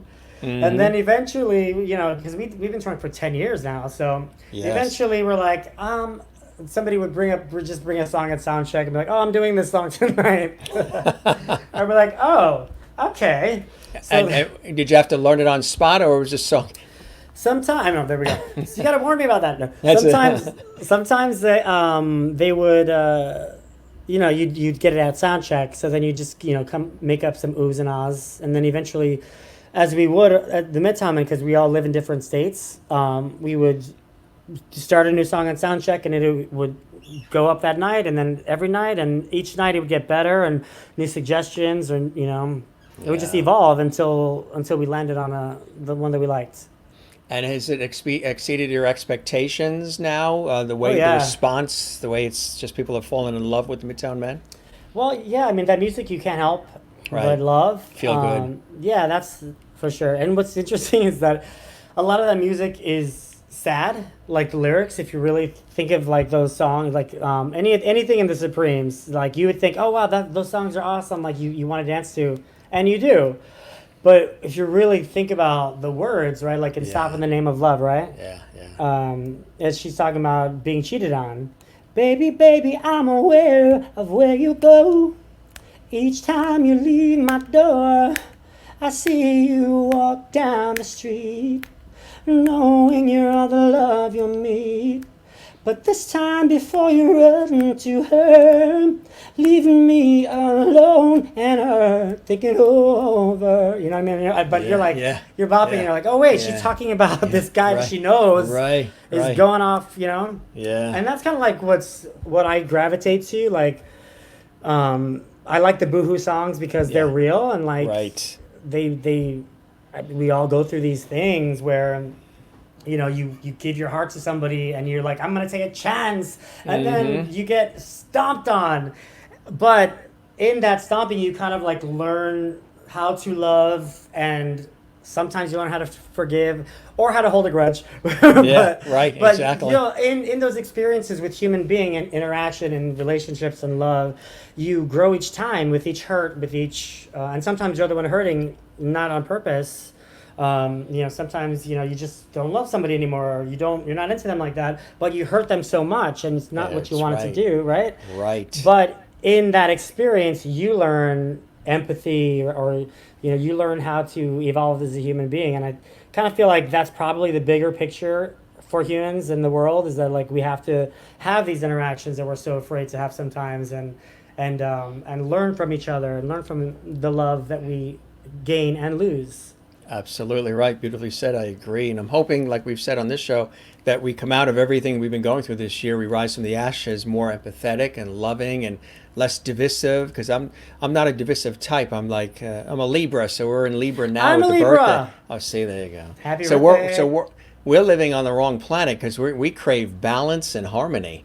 That's what they say. I mean, yes. So you got to try to achieve that for ourselves and spread that around the I'm world. I'm always in balance. But it could be why, but it could be why we are communicators and why we perform and why we do what we do is because we have this desire to create harmonious situations and Mm. balanced and inspiring situations for others as well. And that's a Yeah, beautiful thing, isn't it? absolutely. I was definitely the peacemaker, like That's in family exactly right. scenarios, like when people were in Right. You disagreements. I was come in and always everybody simmer down. Let's talk it out. right. Not extreme that side, not extreme that Or side. the instigator. Well, he said no. No, I've never done that way. I've never. Look at this. Marie says, I have all three CDs, but we need Yes. more. They want more. They want more from you. Please talk about your originals project and when we can expect it. Also, would you consider a 70s retro album? There's a question for you. Well, yes and yes. Oh, okay. The originals album I was recording, um, when I was recording like they did do in the movies. I did all the band stuff, all the band work, and a lot of the writing. But then everything started to hit the fan with my father, and then the pandemic, and then all of a sudden there was no no studio time available to understandably, you don't want to be singing with anybody in a room that's so closed during this time period. So the originals project is kind of on hold indefinitely until the world, comes back to some sort of, I don't know, ability to go and work in a studio. Right. The '70s Right. thing, I'm glad you said that. I've been curating like a '70s list of songs that during the pandemic, actually, this is one of the things that's been keeping me sane is giving myself little musical projects, and one of them was discover the '70s. Like the '70s, I don't really know that I didn't know very well. I knew the '60s, right? I discovered the hell out of the '60s. I can Yeah. tell you all You're about a those songs. 60s expert. Yeah. Yeah, because I've been hearing it, singing it, all that stuff. So a lot of times when I go and I do a show, I will do that. I will curate a genre or a year, and I'll go listen to every song from that year or every song from that decade. So I did it recently with the '70s, and a lot of those songs are on my Instagram page. But I'm doing that because I want to curate not maybe an album, but definitely a live show, maybe a virtual show of all these '70s songs that I'm connecting to. And it's interesting. It's like the '70s were all about like this sensual love, like loving somebody, like like Yeah. giving your heart. Like the '60s were more like juvenile love. I feel like the '60s were like I'm bright-eyed and bushy and like you Yeah. know like, and the '70s was like an adult and I'm loving you. You know, and it's all That's these like right. songs about Yeah. adult love, really. Right. So that's the difference, the biggest difference that I found, and I'm loving all these '70s songs. I'm definitely gonna do a concert for you soon. Fantastic. Keep us posted on that. We'll Yeah, let I everybody will. know. So you're really taking a deep dive into the '70s, and you're liking what you're hearing. Who are some of the artists that you're listening to and that you're relating to as you dig deep into the '70s? You know what's funny? Like I didn't realize Chicago was so awesome. Like they were Aren't they really amazing? Yeah. I mean, I know they had like different singers throughout their time period, but one of the songs that I love the best. Oh my gosh, it goes, it, if you leave me now, Yeah. you take away the biggest part of me. Great song. Yeah. They're like, whoa, oh my God, just right there. You're like, It's ah. really good. And so of Yeah. course I'm loving all of their songs. And they have some more loving songs besides like breakup Yeah. songs. Of course, I gravitate towards that. And people feel good at that. I emceed one of their concerts. Actually, it was for public television, and the people in the audience they're up dancing and singing, and they're just so Yeah. in tune with those melodies. It's really Yeah. it's really good music. Absolutely, Yeah. and you could tell that person, like whoever wrote those songs, like really hurt for that person, for that Yeah. love, and that's that's what I'm talking about when I Yeah. talk about those connections. What's cool about music, especially songs that are really beautiful like that, you can actually experience that person's connection, right? Like Yeah. that person who recorded that in the '70s. I'm like listening to, and I'm tearing up thinking Yeah. about. Yeah. You know, ooh, no, baby, please don't go. I'm like, oh my God, somebody wrote Yeah. that decades ago, right? Right. And I'm now singing Feeling it today. feeling right. it, and those words that person, that human being experienced, is now flowing through me in a song, and we're all experiencing that relationship or that Right. whatever that magic was that made the love to write that song. Right. You know, these exactly. little time capsules. Yeah, America is another great group from the '70s. You can Oh, yeah, do check them out. magic. You know all those songs. Yes. Yeah. Oh, Yeah. you mean the Ozempic theme song? Yeah, yes. Ozempic. That's it. I tell you, you notice that in the commercials now, they're using a lot of like '60s, '70s, '80s Yeah. music in the actual Absolutely. commercials. Merlin, my birthday just passed Thursday, September. Oh, happy birthday. Thank you. Celebrating the Libra. And Celebrating the Libra. Merlin asks, when is yours? So you would October be, 15th. so October 15th coming up. When's yours? This past Thursday, so we just wow. celebrated it. Yeah. There you go. So why don't we sing You happy had your birthday to COVID each other? birthday. I'll sing happy birthday to you. Okay. You sing it to me. We'll sing it line together. by line. Yes. You can lead us off. Happy birthday To to you. Happy birthday. You ready? Well, I'm Was gonna that do a our line, then you do a line. I'll do a line, then you do a line. Okay, Happy you got it. birthday to you. Happy birthday to you. Happy birthday, dear Jim. Happy birthday to you, Yeah, Michael. and all the Libras in the And house. all the Libras. Fantastic. All right. Cool stuff. My daughter's is tomorrow. Congratulations. Happy Oh, birthday hey. to your daughter. Yes, Renee. October 14th is her teens. October 30th. Great Yes. voice, of course. Thank you, Kathy. Best songs evoke vivid imagery and feelings. You got it. That's Juanita true. in South Africa. Loving the interview. Michael, you have a great sense of humor. Thanks, Yes, you Juanita. do. Jennifer likes to know this question with all guests. She asks, where is your Zen place? She usually asks, is it the mountains or is it the ocean? Now, I grew up, I live along the coast now, but I grew up in New York, Long Island. So it's the ocean for me. She loves the mountains. But how about you? Gee, that's a great question. My She Zen asks place. all guests, yeah. I mean, I hate to sound like, a musical theater geek, but I feel like when I see a Broadway musical by myself, Yeah. that's my Zen place. That's your Unless, Zen unless there's place. somebody annoying who's like eating popcorn right next to me. Or a Snickers bar that they can't open. You It's taking them know- 20 minutes for the wrapper to open, or they're Oh my chewing gosh. gum. Although that did happen, I did do that one time. I was on a date, and I'll never do this again. This was in my early 20s. Somebody invited me to the ballet, and I was like, okay, sure. And I thought it was like a movie, right? So I brought my candy, and everybody's like, watching the ballet, and I'm like, I thought, nobody cares. Nobody's listening to the words. They're just dancing. But no, never again. I'll never do that again. Yeah, because as we know, some performers will stop the performance and say, "Hey, you." I had a sweet tooth. I needed that Reese's Pieces. I don't know what it was that was opening up, but. Did you ever have anything like that where you guys were trying to perform, whether it's Jersey Boys, Midtown Men, or anything else, where there was like a disturbance in the audience, somebody flashing camera flashes, or that doesn't bother me. I mean, I just let it roll off. Well, people always get bothered, or some actors get bothered, and they're like, "How dare you record us?" Stop the show, yeah. But honestly, I'm blessed if anybody takes out a camera and cares enough to record me doing anything like on stage. I'd prefer somebody who can't afford a Broadway ticket be able to see to in a show. You know what I mean? Like I would prefer all video, any opportunity somebody has. Now I guess if it was like out of control and everybody had their phones up or whatever, that would be annoying. Yeah. But if somebody like happens to have discreetly done it and didn't bother anyone, and then it ends up on YouTube, I'm not going to be pissed about it. I'm going to be very happy. I'm going to be like, wow, thank you. Exactly. For, capturing you appreciate and respect the audience, right? Exactly. Here's another cool shot, Michael. Oh my God! We did our digging. Yes, that's me at my Christmas concert for Merry Christmas, Darling. I think that was the second year though, because I had that Play Nice, Nice shirt.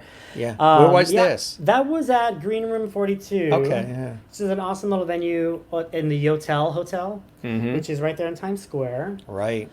And they have a nice little room up there with good sound system. Yeah. Is that a Santa hat you have on?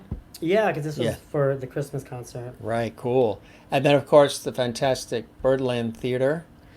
Yeah. And that's where the Christmas CD, right? Was it a release? That was me trying to... Oh, no, there we go again. Hi, welcome. You did it too. I know. That was me trying to be Says. fancy at the end of the concert. Like, oh, now I have my red Santa coat on. And you're actually at the CD counter. This way. Yes, I'm at the. Oh, this is at Birdland. Actually, this is a different. This is a different place. Yes. Yeah. I was like, wait, where is this? And it says it right there, Birdland. Oh yes, it's at Birdland, and the theater though. This is the one downstairs. Yeah, the jazz club, right? Yeah, because they have upstairs for like big bands and stuff. Yeah, and Jim Caruso's downstairs, right? Yeah, they like to put all Billy the theater acts down there because it's more of a. I don't know, black box. I don't really know why. Cabaret or just it's cute. I like it down there. It's cute. Yeah, exactly, right. Yeah, the sound's booming. It's nice, Right, exactly. So that was a cool night, huh? Bringing out the red dinner jacket and everything. All those nights are cool. I mean, but these specific nights are nights where I'm like terrified, like the week before, because I'm just like constantly rehearsing, and I'm like, is it gonna be right? That kind of thing. Yeah. And then another shot here. Oh, where's that? That's Midtown Men. That's when That's Midtown Men, yeah. That's me singing something where I'm doing that same pose of that album. With the fist, with the fist, the left fist. You lift the fist. That whole thing. See, it's a thing. I have my method. You have a certain look. So, Christine says, cute, you two on either side of the great photos, yes. And singing happy birthday to each other. Where do you get entertainment like that, folks? Just with your mother. Happy birthday to you. Yeah, exactly. Happy birthday to both of you from Soraya. Let's see. When people continuously cough out loud, she's talking about when they cough out loud in the theater, doesn't leave. That's really cool. That's funny. So you said, so a week before a performance, do you get all worked up and rehearsing? Always. And what do you do to train and get your vocal prowess ready? Right. Okay, so the thing that's hard for us in New York City when you're trying to, hustle your music is that, you have to have your voice be ready, but you also have to like promote, rehearse the band members. This bassist can't do Wednesday, but this guitarist can, but he can't do Thursday. It's all these juggling. So the week before is pretty stressful because I'm usually doing that, like trying to make sure everybody's rehearsed enough and that I'm not overdoing it, Yeah, yeah. trying to over rehearse all these people that, they're going to rehearse maybe once or twice before the show. And so I have to make sure they're ready in that one or two rehearsals. Um, so that's a lot. It But, is. Yeah, so yeah. that's stressful. But then once the show happens, it's fun. I have a good time. That's it. That's what about day of? Are you nervous day of, or are you pretty calm by then? It depends on like where my body and my voice is. Like, Yeah, the voice is such a delicate thing. yeah. Like It's a gift. It's an instrument. Yeah, it is, it's but an it's instrument. also, it depends on, how much rest you get. But sometimes you can't Yeah. control, right? If you have insomnia or I have a you're friend of mine nervous. who's does opera, and she will not go outside when it's frigid cold out, Hmm. especially prior to performances. She just won't allow her voice to be, her vocal Right. cords to be. Do you find that too? The voice when you're Well, really I mean, frigid Stevie out? Van Zandt, when we were recording All Alone on Christmas, he was like, telling me, he's like, oh, of course, you're singing all those notes and you have the worst thing possible in the studio. And I had a Starbucks triple espresso over ice, like with cinnamon powder, like things that you probably shouldn't be drinking before a recording session. So it all depends. A lot for me, singing is about the heart and about the, inner weavings of your soul through these words and through these sounds. So sometimes I worry about like how the I guess like technically it sounds, but the most important thing is giving the story, like being real and allowing the emotion to come out for me. That's exactly right, and that's a beautiful way to put it, Michael. Speaking of that, a couple people asking, "Are we going to hear some music?" You Yeah, have let's do a it. song or two selected I was for us, wondering, yeah. right? Well, let Yeah, me yeah. sing. This song is a song from Broadway Brick by Brick, my album, and it's from the Broadway musical Sunset Boulevard.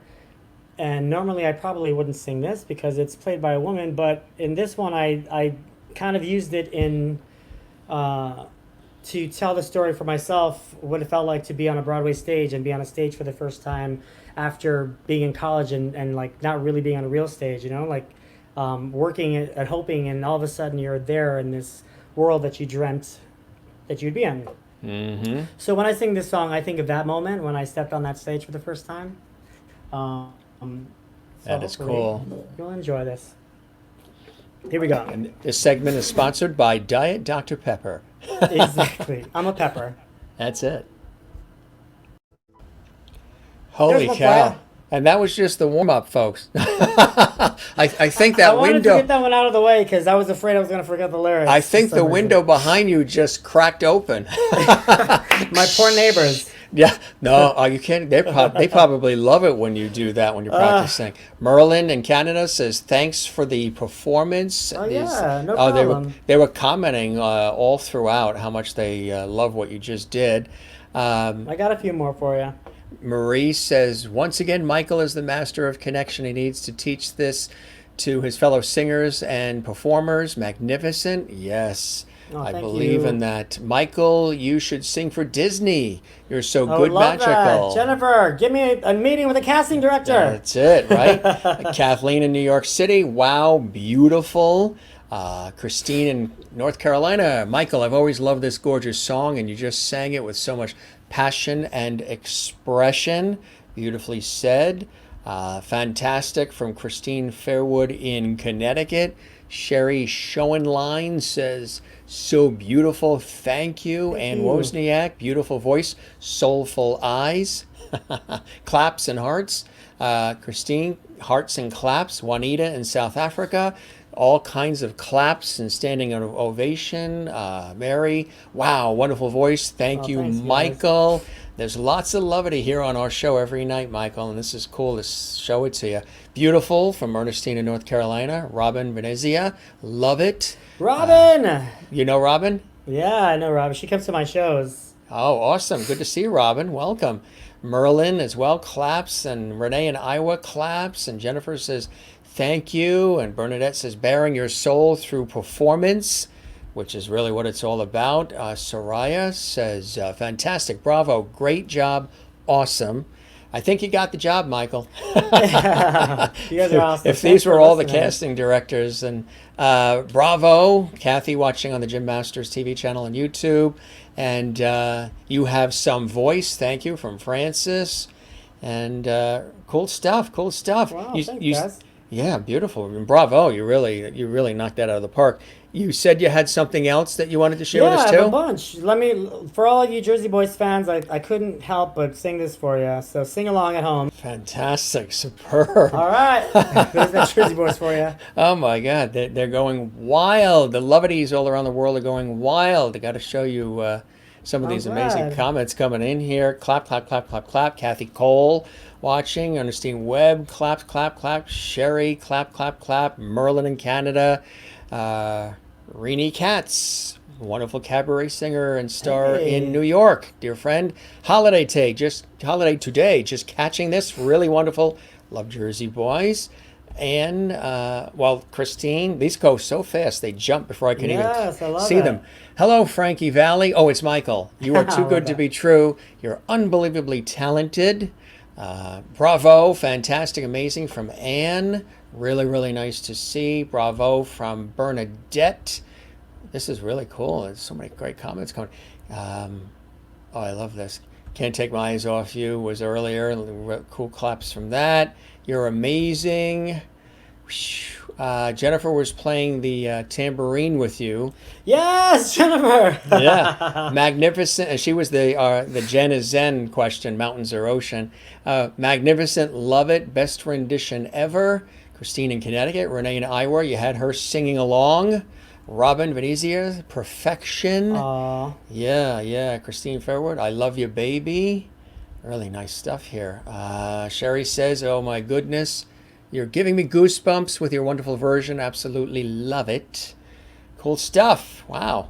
Nice, nice, thanks. nice. And bravo. I love your version of the song. I was snapping and singing. Absolutely awesome. Yes. Lots of levity here. Lots of levity. That is really, really cool. Lots of love here coming your way, Michael, as I knew there would be. Did you have something else you wanted to share Yeah, too? I have plenty. Oh my gosh. So this next song is from my movie album, Like They Do in the Movies. And it's, everybody's going to know this song. So please, when you're at home, sing the hell out of this. I want your Yeah. neighbors to be as annoyed as mine are. That's it. They're not annoyed, but you know. Richard says bravo. Yes.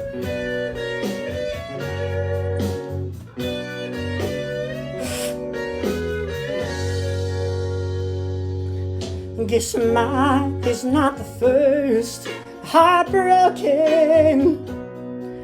My eyes are not the first to cry. I'm not the first to know there's just no getting over you.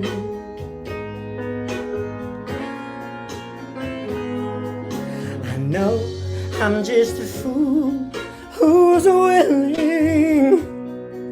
to sit around and wait for you. But baby, can't you see there's nothing left for me to do? I'm hopelessly devoted to you. But now there's nowhere to hide since you put my love aside. I'm out of mind, hopelessly devoted to you. I'm hopelessly devoted to you.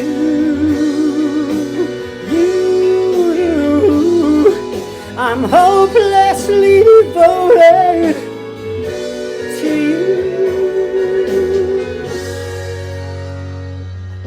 you. My head is saying, fool, forget him. But my heart is saying, don't let go. Hold on till the end. That's what I intend to do. I'm hopelessly devoted to you. There's nowhere to hide since you put my love aside. I'm out of my head. I'm hopelessly devoted to you. I'm hopelessly devoted to you.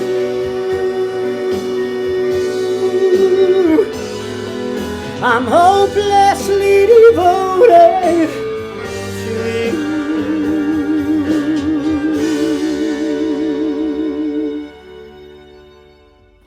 Really nice. Bravo there too. Bravo. Really, really I nice. hope you guys sang Michael. along to that one. That one Yeah. makes me sing along all the time. Everybody was. You even got a smile from Feels Exhausted Man on Okay. watching on Twitch. Yes. He says, love that. And he's watching on Twitch. Cool stuff. Bravo. And some of them were singing a duet with you as well, which was really cool. Oh, I love that. Yeah. Claps from Renee in Iowa, Merlin, bravo. Thank you. Great listening. Bravissimo. Encore from Bernadette. Claps from Love Francis. Really, really cool stuff. And I'm sure Feels Exhausted Man doesn't feel exhausted anymore after listening to this good music on Twitch. I love that. Juanita in South Africa. Oh my goodness. Marie. Lana G, Jersey. What a delightful pleasure. Thank you so much, Michael. Really, really cool. Let's see. And I'm going to see, Jennifer says here, I'm going to have to go up and play my Gretsch drum kit with you now. Yes, you have to. Christine in Connecticut says, awesome. Soraya, amazing. Bravo. Wow, love it so much. Another smile from Feels Exhausted Man on Twitch. What a cool profile photo. It's like a frog or something. It's cool. Or toad. Christine says, awesome. Really, really, really great. Kathy Cole she loves listening to her CD, which is really Yes. great. Yeah. Oh, thanks, Kathy, for getting that album. Yes, no doubt you were a performer. You were to be a performer on stage, sharing your voice with the world. Cool stuff. Really cool stuff. You're pulling at the heartstrings, my friend, which is ideal. You have something else too? Yeah, I guess I could finish off with this last song. Yeah. We're about to wrap this up. The big finish. Well, finish. I wasn't going to do this song, but since I'm feeling so awesome with You got all the this lovities, levity, yeah. you know, cool. Yeah. I thought maybe I should finish off with a song that I wrote. So this song is called "Kiss Me Like They Do in the Movies," and it's on my "Like They Do in the Movies" album. And yeah, I'll let it speak for itself. All right, take it Since away.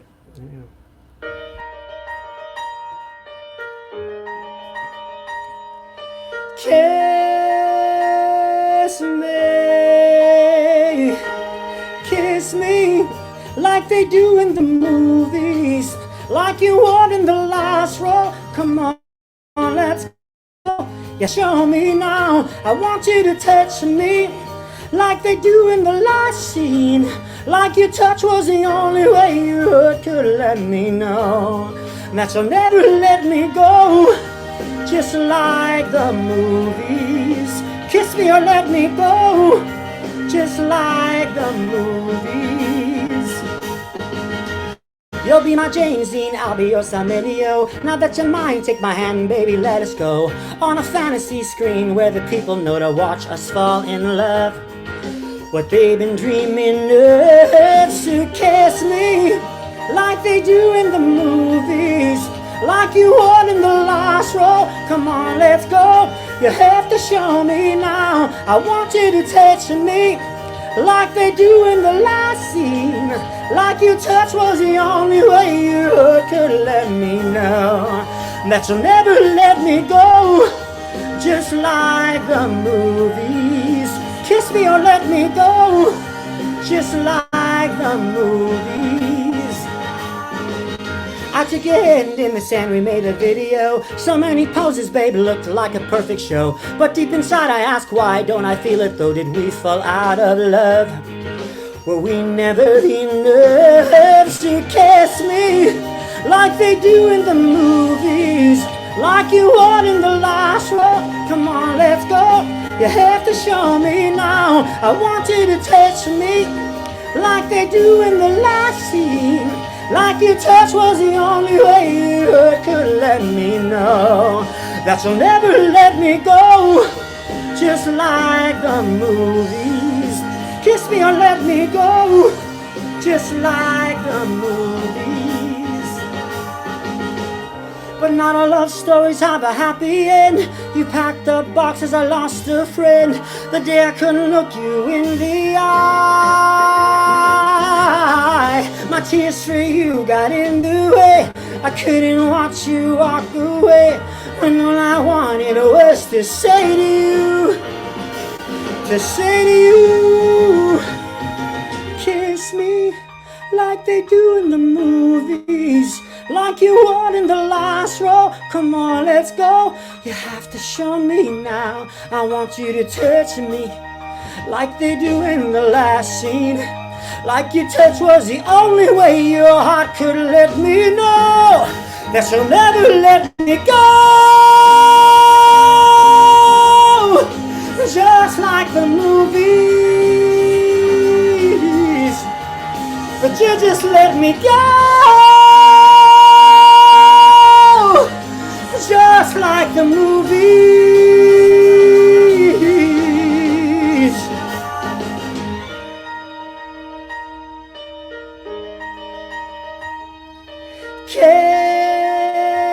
Kiss me.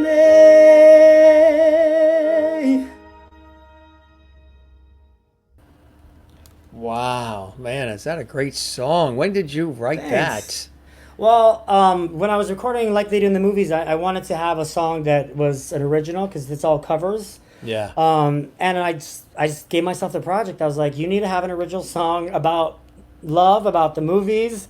And it just so happened I was going through this horrible breakup, and it was all about the timing was right for the art to come out of me, and it did. So it came out at the right time, and that was the song that I used to promote the album like they did in the movies. Boy, are we lucky that you did, and that's really incredible. I mean, do you respond to things that happen in life, right? That inspires you. Like I've asked this question of some other guests. You're an observer of life, so there could be certain things you could just be witnessing or a part of, or just look happening across the street, and you get influences and inspired by it, and have the ability to turn it into great music, huh? Yeah, well, it's all about kind of just keeping your ear open, and not only your actual ear, but like your spirit's ear. Right, exactly. And a lot of times that, like, if you're really listening, I mean, especially for people that are just musical, like I sing life, like something will happen, I'll be like, oh, he's got a hat on. I'm talking about you. Like just anything, like things musically come out. So if you like sit down and actually listen to what's going on with you, like music will happen. It's just, it's part of our education as humans, how to, express ourselves that way.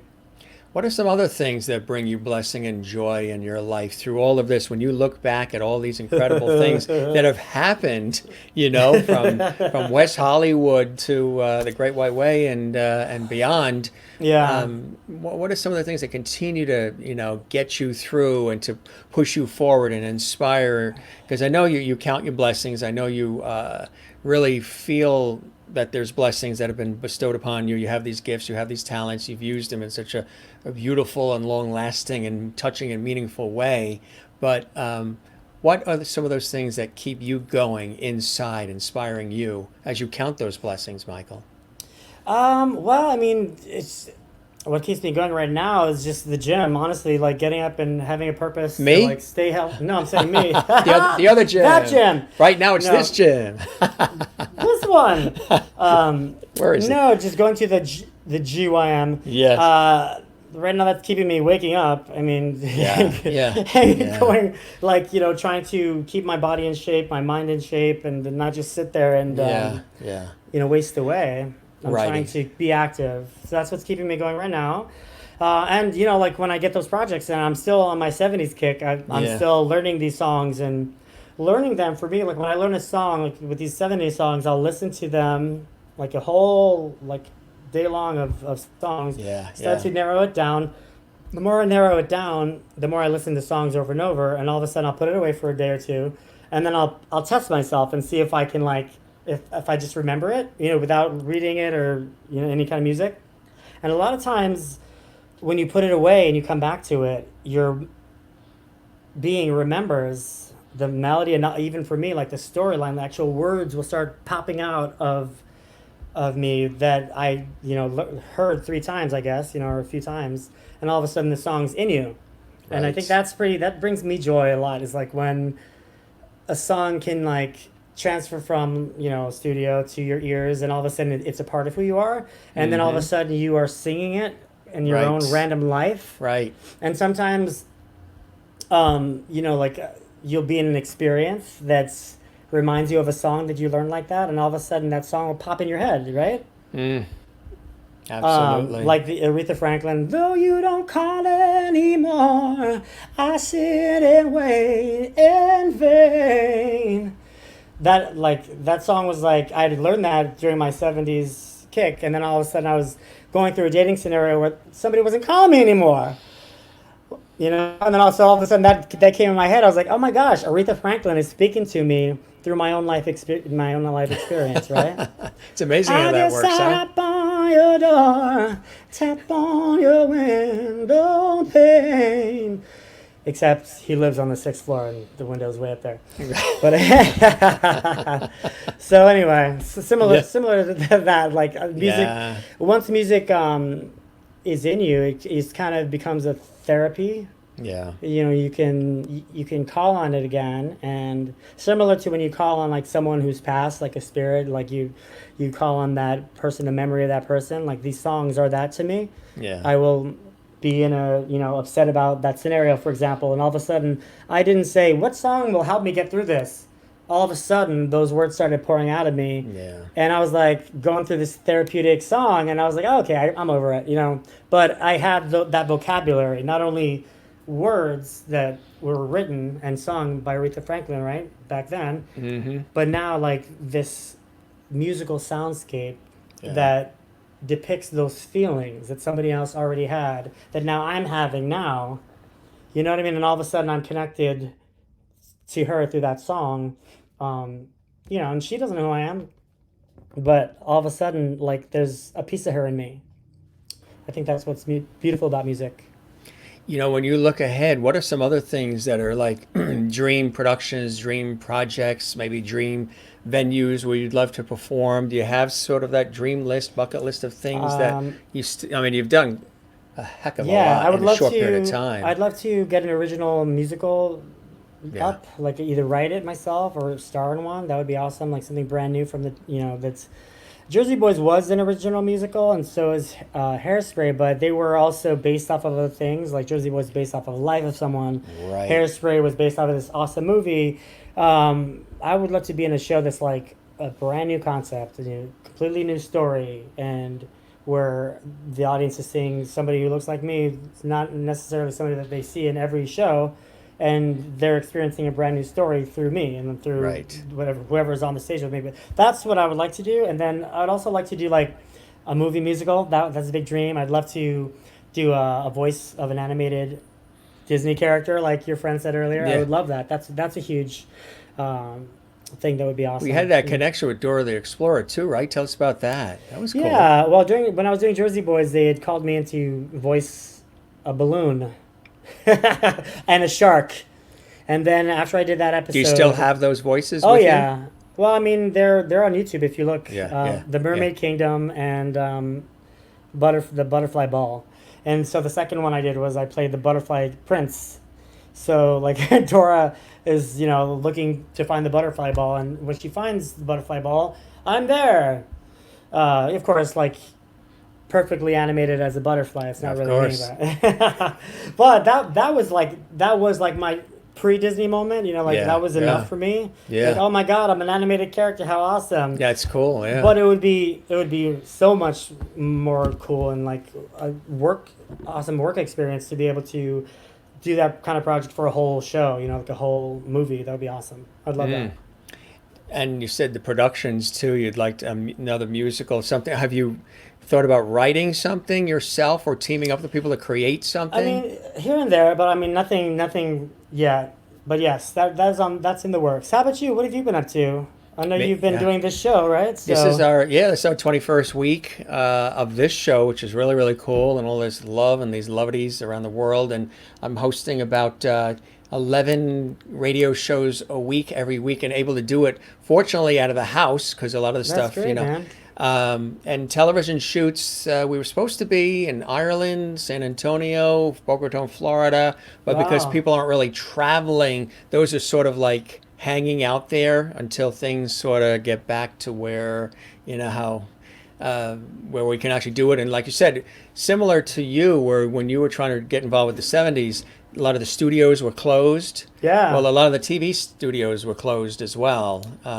Even some of the public television studios, a lot of the different ones were closed and still are operating on limited sort of scenarios. Sure. So for me, I'm fortunate with the equipment and everything here. I'm able to do a lot of stuff remotely from home. We've done some on location stuff, but that's building back. I've noticed that really getting busy because like you, I wear, no pun intended, so many different hats with the work I do in television and radio, host this show, host that show, do this, do that, voiceover work and stuff. So, we're blessed because we get to do work that we love and work that really reflects who we are, right? We're communicators, born Libras, communicators, empathetic, always looking to, lift people's spirits through our art form.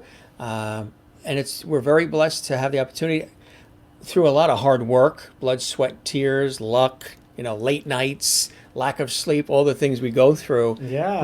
But when you look back, you can say, wow, I really did stuff in life that spoke to me and people connected with it and found something like with this show when I started this. People asked me for years to do something like this, but I've always been so busy in my professional work, never really had the time to like set up some studio in the house and do this every single night after night after night, every night like we're doing Is it. every night you do this? Every single night, 7 nights a Oh week wow. for 21 weeks so far. It's like, Is everybody's it like, like are you sure, open Jim? ended? It's, Oh, I it's see. been, it's up till, it's up Well, to me. Yeah. thanks for inviting me on tonight. This is an Oh, awesome no. time to meet all your lovelies and Yeah. get to catch up with you. Anytime you Absolutely. want. Absolutely. You as well. You as well. I just want to show you some more cool comments, especially with your original song. Phenomenal. Oh, thank you. Original song. So good. Magical. Michael. What a great song, Michael. Really cool. Heartfelt song, too, as you were singing it. Great song. Thank you, Michael. Wow, the dynamics and voice control you have is amazing. That is true. You really do. Thanks. And thank you for the beautiful music tonight, Michael. You're definitely a lovity now. Please come back soon. I definitely will. Oh, my He'll gosh. be back. He'll be back, absolutely. Everybody's welcome. And awesome from Francis and Juanita in South Africa, loving it. Wow, we're in for a treat. Thanks, Michael. Fantastic. I love it. Christine says, wow, bravo. So heartfelt, Michael. How lucky we are to have you with us tonight. You're the tops. And you could write a song about being a lovity on the Jim Masters Show. Thanks, Michael, for sharing your beautiful music with us tonight. Bravo from Soraya. Thank you so much. I love that song. Amazing. These So, are awesome. isn't it cool? We got some good supporters there. We really, really do. And, when you look back at all of this, Michael, all these wonderful things that have happened in your life and continue to happen still, I mean, none of it happened. Some of it, luck. And things happen, but yeah. Oh, you're gonna try. Let's see. Can you do that one? Let's see. There we are. Hey, everybody. Oh, That's a cool shot too. Yeah, that's a Yeah. cool shot. And some of them are give me wider. a smoldering look. This is almost like Ralph Edwards. This is your life. This is Looking the at it grand all. finale. The grand finale. But when you look at all this, do you? It's a true blessing, right? You're living your dream. You're absolutely living. Well, it's up and down, so let's not. I don't want to color it as like it's all awesome. It's There's it's a lot definitely- of. There's a lot Oh of. yeah, it's a lot of hard work and a lot of people in your way and walls that are up. So it's always We could climbing do a over whole those. show. You and I both could do a whole show on that and compare Yeah. notes for sure. Really cool stuff. Oh, well, yeah. Yeah, really amazing, my friend. And so, what's a typical day like for you now with everything going on? You're just keeping creative, keeping connected? Yeah, that's basically it. I've been, like I said, just been listening to music, Yeah, trying to stay positive. absolutely, absolutely. Do you get back out west to see the family that's out there too? Not during the pandemic. Definitely No. not No, and traveling during that time. that's a tough thing too. Like I'm the same way. We have family in Florida and elsewhere, and Mother's Day has passed. All these holidays have Mm. passed, and here come the holidays now. We've got to figure out what we're doing. Kathleen says, "Great show, great music. Thank you." Thanks, Christina, Kathleen. North Carolina. Michael has been an extraordinary and absolutely phenomenal sharing his musical talents and stories with us tonight. He's become a double. Wow. Oh, You've been graduated, Michael. few Double tattoos. lovity. Double lovity. Wow. Michael, maybe you can do one of the live TV musicals they've been airing. I would love that. True, the live ones they've been doing on NBC. Thank you. You've been a great guest Oh, thanks, tonight. Kathy. Really awesome. Thank you, Michael, for sharing your awesome music and your story.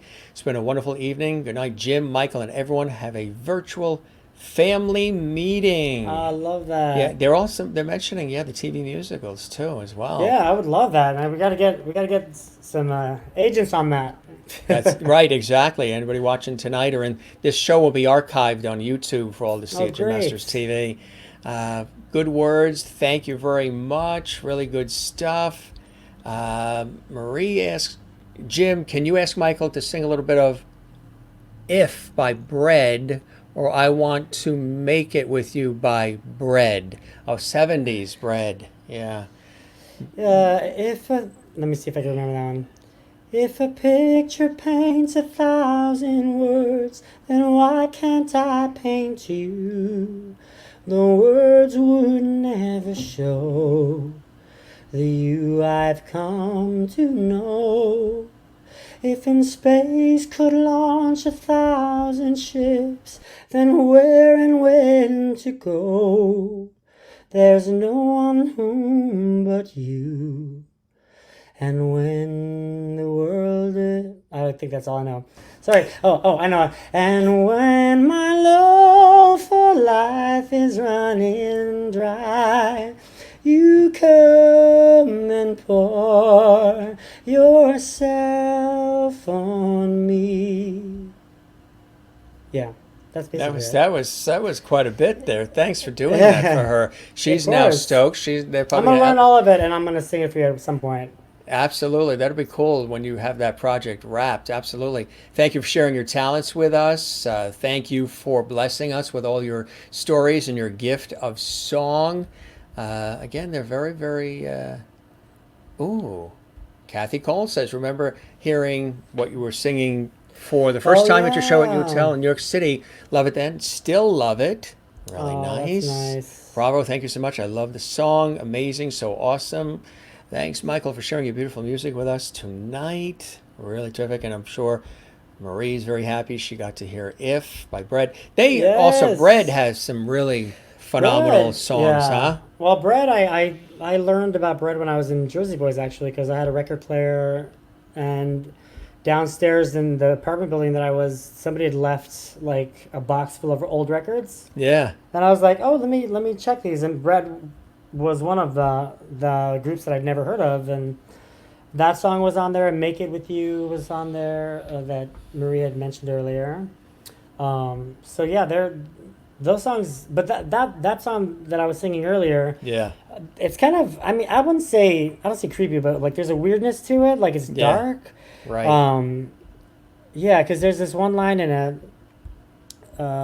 this line, this is kind of weird. It goes, if the world should stop revolving, spinning slowly down to die, what? I'd spend the end with you. That's nice. Yeah. And when the world is through, then one by one the stars would all burn out. Then you and I would simply fly away. And then it just ends there. You're like, and that's it. Yeah, But it's yeah, beautiful. It's like, but it's yeah, kind of dark. You're like, wait, what? yeah. But I do love that song. Like, it's, So you're really studying and breaking the songs apart, really, yeah, aren't you you? have to. The different nuances, and that's really, really cool. You are really talented, Michael. Things will get better soon, of course, with everything, with performances. Do not give up. That's a positive comment there. Yeah, As yeah. always, Michael, thank you so much. Appreciate you. Awesome. Jim and Michael both made me feel better tonight. Thank you. Oh, I'm That's glad. cool. Really nice. Oh, if And you got a sore throat, gargle with some apple cider vinegar. that's good for, Vocalist. and that's good for acid reflux too, they say. Yeah, it's good for everything. Like, it's good for your digestive system. It's good for So, everything. so Royer says, I love your eyes, Michael. I hope that's not inappropriate. No, Awesome. thank Great you. trait. Love that. Thank you. That's it. That's it, right? Cool stuff, Michael. This was really, really awesome, and I really appreciate all the Jim, you're awesome, time. man. And Thanks for even curating all this. You're getting so many cool artists on. I've been watching some of your other episodes. It's really cool that you're getting all these the variety of people. There's not just one kind of thing you're doing. You're doing a genre, bunch. or Yeah. right, yeah, calling So amongst friends, and then we have all these people who somebody like yourself will come on and say, you know what, I loved it so much, I'm going to tell this one to come on, and I think this one would enjoy it. And so there's people, celeb friends that I have, but then there's also people who are watching the show and they want to pop on because they like the vibe, like you did. And of course, yeah. we knew each other prior, but you were very. What I loved about you was you were very responsive. When I said, "Hey, you want to pop on the show?" You're like, "You just tell me where and when, and I'll be there," which I think was beautiful, Michael. Yeah, You man. know. Thanks for including me. I really Ah, appreciate it, and love meeting everybody out there virtually. absolutely, absolutely. Bernadette says we do apple cider vinegar shots every day for our vocals. Yes. There she goes. She knows. She knows what to do. Michael, you are the best. I don't know if you still have your thing there. Maybe we can do a little. I We do. My toast Diet with our Dr. guests. Pepper. Yes, I'm a Pepper. You're a Pepper. Cheers. Cheers. I Thanks could for see having you me. doing the lead in that commercial too. You would love that, wouldn't you? If they brought that back. From your mouth to Mouth God's to God's ears. ears. That's it. You Yeah, I listening? You love it. listening?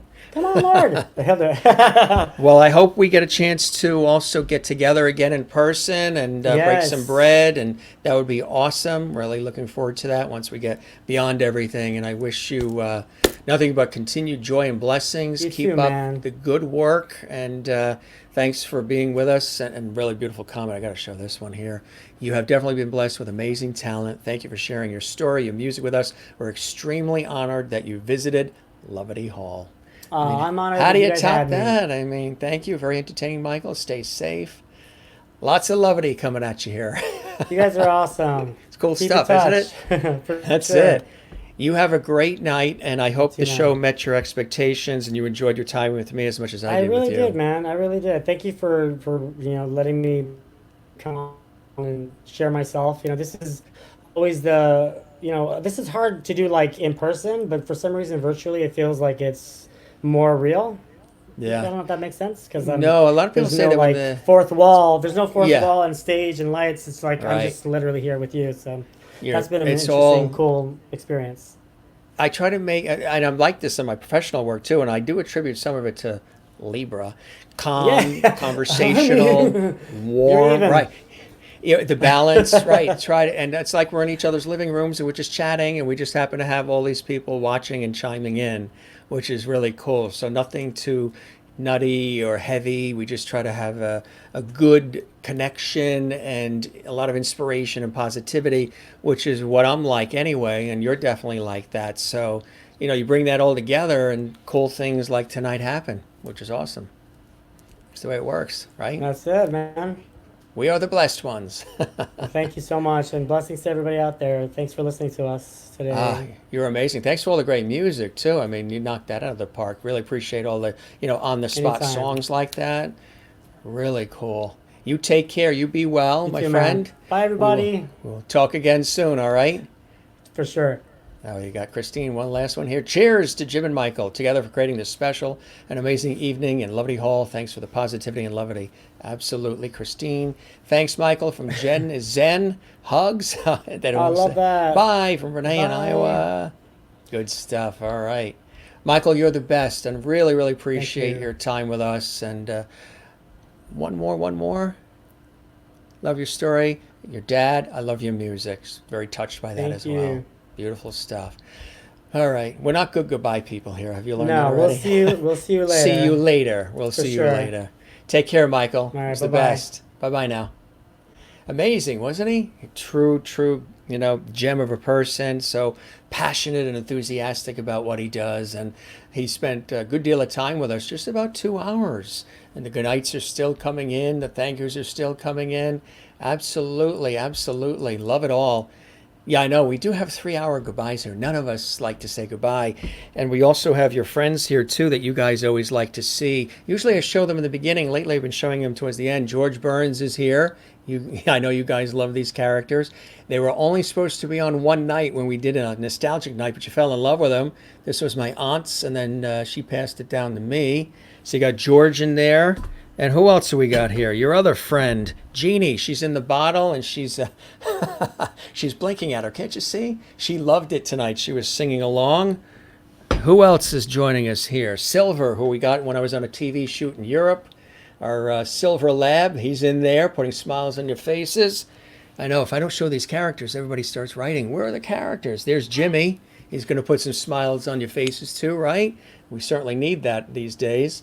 There you go. I think I'll have him fill in. If I'm out or away, I'll have Jimmy fill in. How's that? And one more. When I had Dreama Denver on, wife of Bob Denver, who played Gilligan. There you go. Gilligan's there. Aloha, Dreama Denver.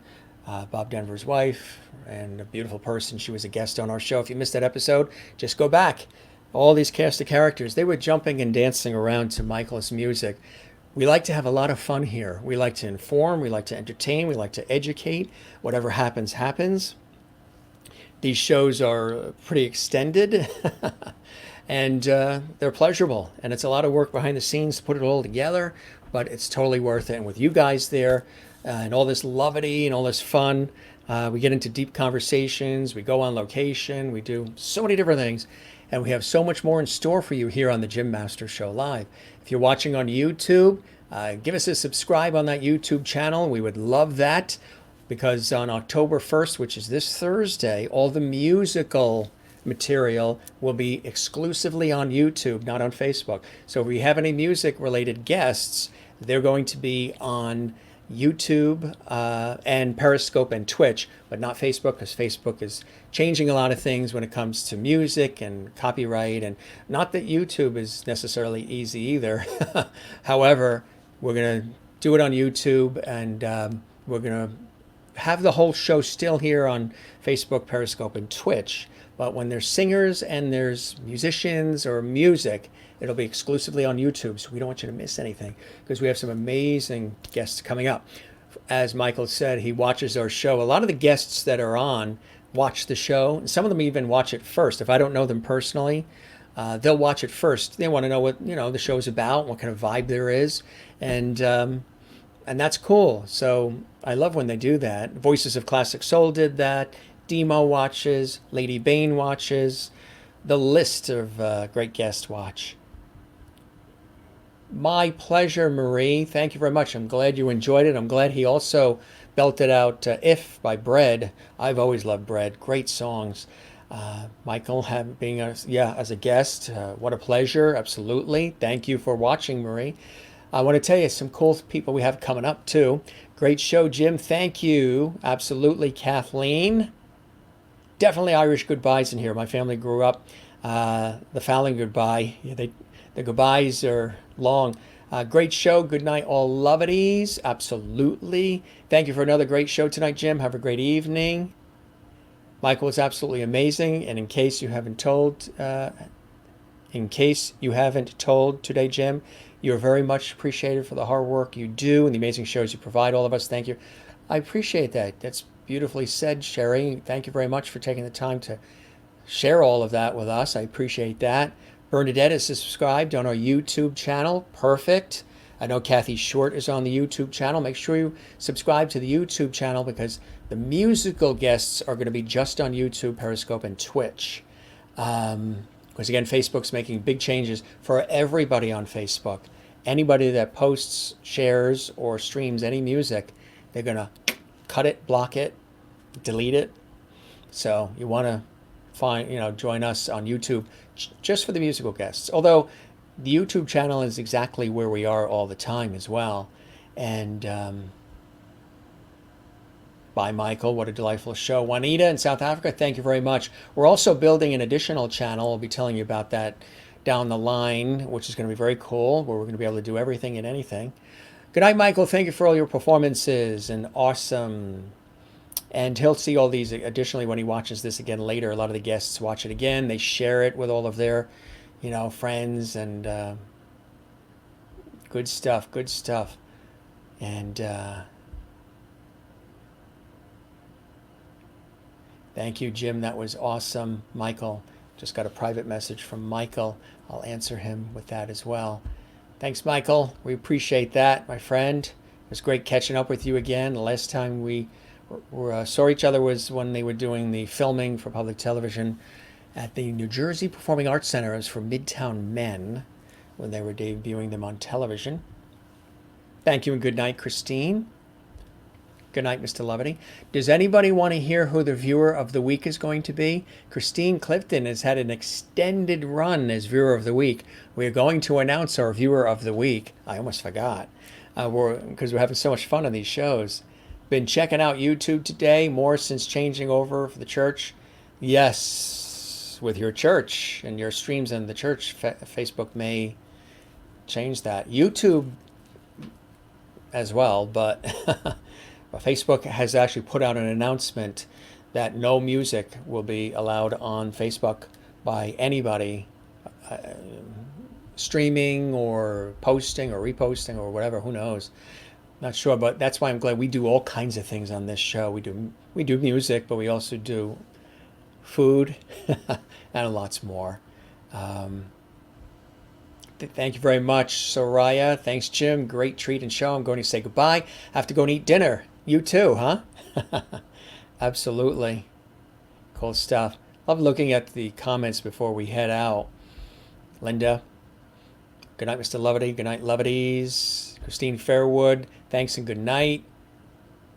There's a good night toast with my cuppa to you, Jim, and all the other Levities. Thank you very much for the toast. You're watching in bed now. Don't fight over those blankets, Jenna Zen. They actually have, but not as severe as the other one. It's tricky. It's very tricky. We had an awesome birthday weekend. It was amazing. And wasn't it cool that Michael and I sang happy birthday to each other? His birthday's coming up. Mine just passed. That was really a lot of fun, and that was sort of on the spot. We just decided to do that, sing each other happy birthday. I might try to get all the guests to sing happy birthday until my birthday next year. Wouldn't that be something? That would be a really extended birthday. We'll start getting into probably Christmas songs and stuff like that as we get closer to the holidays. Thank you for putting these live shows together. You're such a great interviewer. Good night to all the lovelies. Thank you, Claudia. I appreciate that very much. Juanita, thanks, Jim, for another great show tonight. Good night, everyone. Thank you, Juanita. Soraya, food, yum, yes. We're going to do another foodie show. We got so many things planned with this show. Yeah, keeping you abreast of everything there, Renee. A cuppa is a cup of tea, of course, absolutely. Happy birthday to your daughter. What is your daughter's name? I know your son's name because your son has chimed in on our show a couple of times with, forget what guest it was, but your son and your husband were on. I don't know if I ever asked what your daughter's name is, Renee. We'll wish her happy birthday. Is her birthday tomorrow or is it today? Rayanne, beautiful, absolutely beautiful. So is your daughter's birthday today or is your daughter's birthday tomorrow? Good night, everyone. Thanks for another great show. So tomorrow we're on, thank you very much, I appreciate that, Mary. We're on 7 p.m. tomorrow as well. And we've got an amazing guest who's going to be live from London Fania Williams. She's an award-winning producer, independent producer of television, of film, of extraordinary award-winning documentaries, and so much more. She's going to be here from 7 to 9, and we're going to try to see if we can get the show wrapped before 9, because the presidential debates are coming on at 9. So, with my news background and everything else, I want to watch that. It's going to be a lot of people watching that. So, and I don't really, to be quite honest, want to have to compete against the presidential debates. I think it's very important for all of us to vote. Whoever you vote for, just vote, participate. It's an honor to be able to vote. Not everybody has that honor around the world. And it's going to be some presidential debate. And so that, I think, starts at 9 tomorrow. So we're going to make sure that we wrap up our show definitely before 9 tomorrow, because we're going to want to watch the presidential debate, and wouldn't want to have any of you try to split your time between the presidential live debate and the show. Not that you wouldn't still watch the show. Maybe some people aren't even interested in the debates. They don't like politics. They're just not interested. But I'll be watching it. It's going to be an interesting night. It's going to be an interesting night tomorrow. So we have a phenomenal show tomorrow starting at 7 p.m. And again, our very special guest. So the birthday is tomorrow. So why don't we sing? Is she near the TV now, or your iPhone or your Android or your laptop or your tablet or whatever you're watching right now? This show on, because we could do a happy birthday for her now if she's near. Since we're in this musical mode tonight, we might be able to do that. Will she be watching tomorrow? Because maybe we can do it, slip it in before we wrap up tomorrow. If you tell her to tune in tomorrow, maybe we'll do it. Maybe tell her to tune in, but don't tell her why, just that it's a phenomenal show that you love, and then we can surprise her with maybe a rendition of Happy Birthday for her. That would be kind of cool. My gift to Rayanne. Good night, everyone, and please stay safe. A lot of you have been asking me to do a lot more singing, and we are working that into the show, and I would love to do that. You want me to strum the guitar as well? Maybe we'll try to watch your show where you're out for supper. Yeah, what time are you going out? Well, let's see. You're Iowa Central or Mountain Time? Mountain? Central?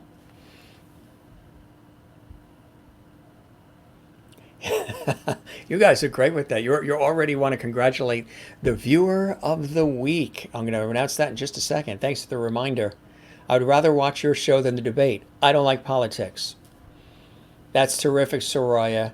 I think it's going to be much more positive watching our show. Central, so you're an hour back. So for you, it's 8:16 right now, p.m. Eastern. I know what you mean, Soraya. So you know what we'll do? We'll sing Happy Birthday for Rayanne now, and then you can just show her this episode, since we've had such great music. And we got Gilligan that's going to sing. We've got George. So it's Rayanne, right? Not all. Usually I do vocal training and exercising and all kinds of gargling and everything. But, and the allergies this year, I don't know about you guys, but the allergies, ragweed and everything, whew, killer this year, killer. All right. So this is for Rayanne in Iowa. Breadbasket. Here we go. Ready? Is everybody going to join me in happy birthday for Renee's daughter? And then we'll mention viewer of the week, and then we'll wrap the night. A phenomenal night here on the Jim Master Show, live. 3, 2, 1. Happy birthday to you. Happy birthday to you. Happy birthday, Rayanne. We love you. We think your mother's the bomb. Your mother's fantastic. We love your mother. We love your family. Thanks for being with us. Many blessings to you. Happy birthday to you. Happy birthday, Rayanne, from the Jim Master Show Live. There you go, Renee. So, thanks, Jim. We'll show this to her. Thank you very much. Fantastic. Happy birthday to Renee's daughter, Rayanne. So that way, there we have it. And with the rush of anything tomorrow, we don't have to worry about forgetting it. Good night. Please be safe. We're going to announce our viewer of the week. Spin the wheel, spin the wheel, spin the wheel. Our viewer of the week is Mary Bishop. Mary Bishop, you are our viewer of the week. Yes, Mary. Yes, Mary.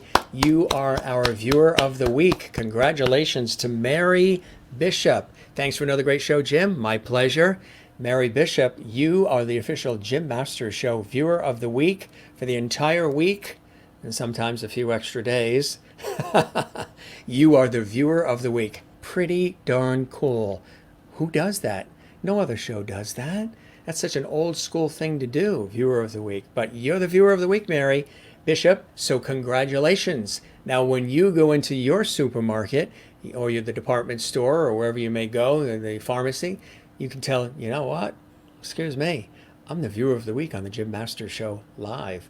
So congratulations to Mary Bishop, our official viewer of the week. So Christine is taking the baton or the crown off, and she's gently giving it to Mary Bishop. Isn't that cool?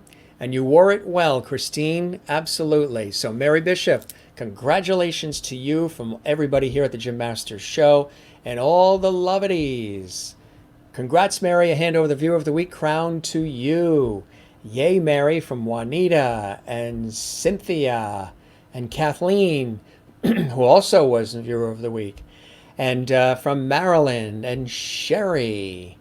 Yes. And happy birthday to your daughter. Absolutely. Cool stuff. So Mary Bishop, you are our viewer of the week. Congratulations, Mary. Congratulations, Mary. I know, allergies. They make you clear the throat all the time. This is really good. It's the iced tea lemonade combination. Congratulations, Mary. Wow, congratulations, Mary. Congratulations, Mary. Mary Bishop's our viewer of the week. Thank you for the birthday wishes. We appreciate that. Happy birthday, Rayanne. Sherry with claps. Night from Reenie Katz. Thanks, Reenie. Good to see you as well. Thank you very much, Cynthia. I appreciate that. Appreciate that. And when is your birthday? We will sing you. I was singing it lower than I normally do because I didn't want to, disturb the house. One of these days I'll just belt it out like Michael did. Michael belted out those amazing songs. Happy birthday to you.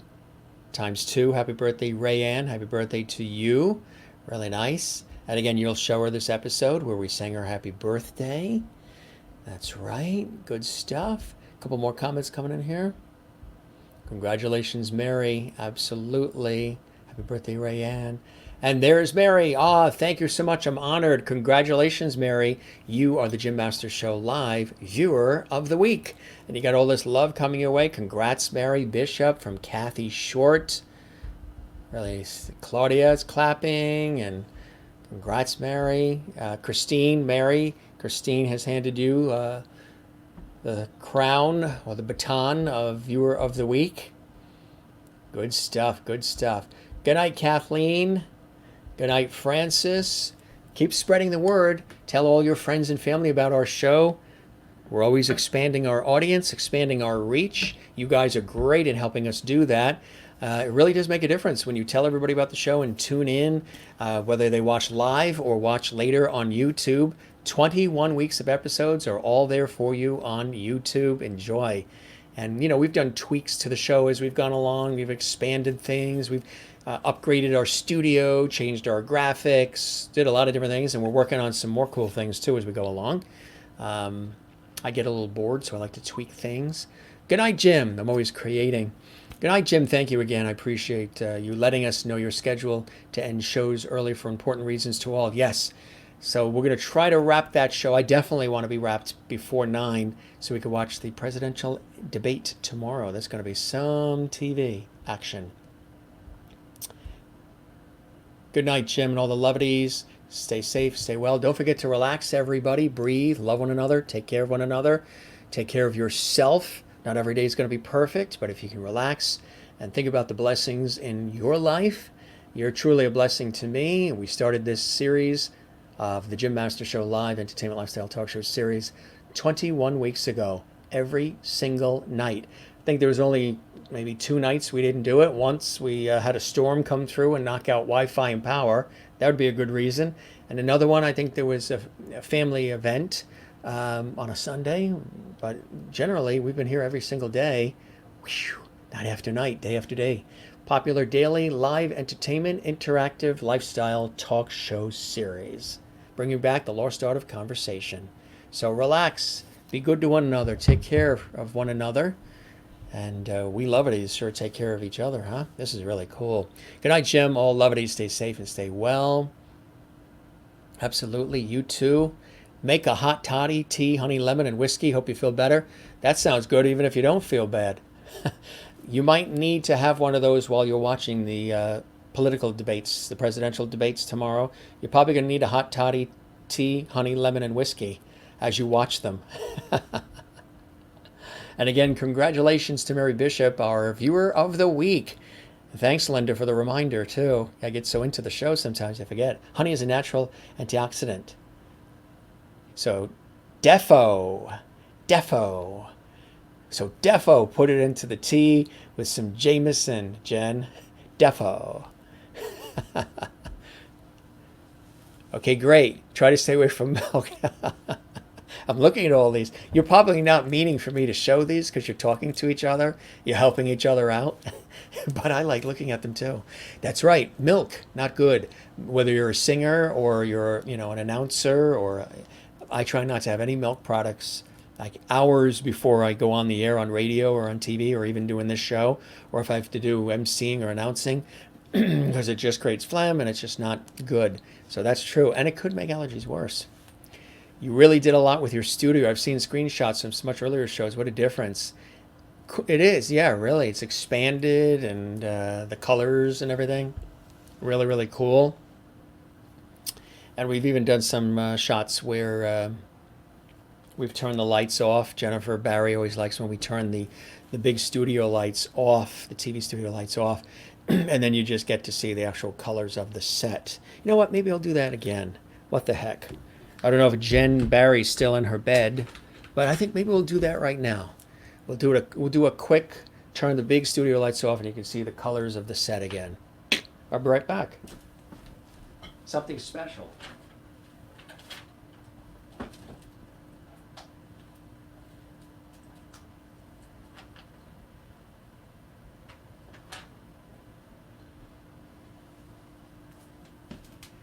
So there you go. You get to see the actual colors of our set, which I know Jen Zen really, really loves. She loves when we have, you can actually see all the different colors of the set.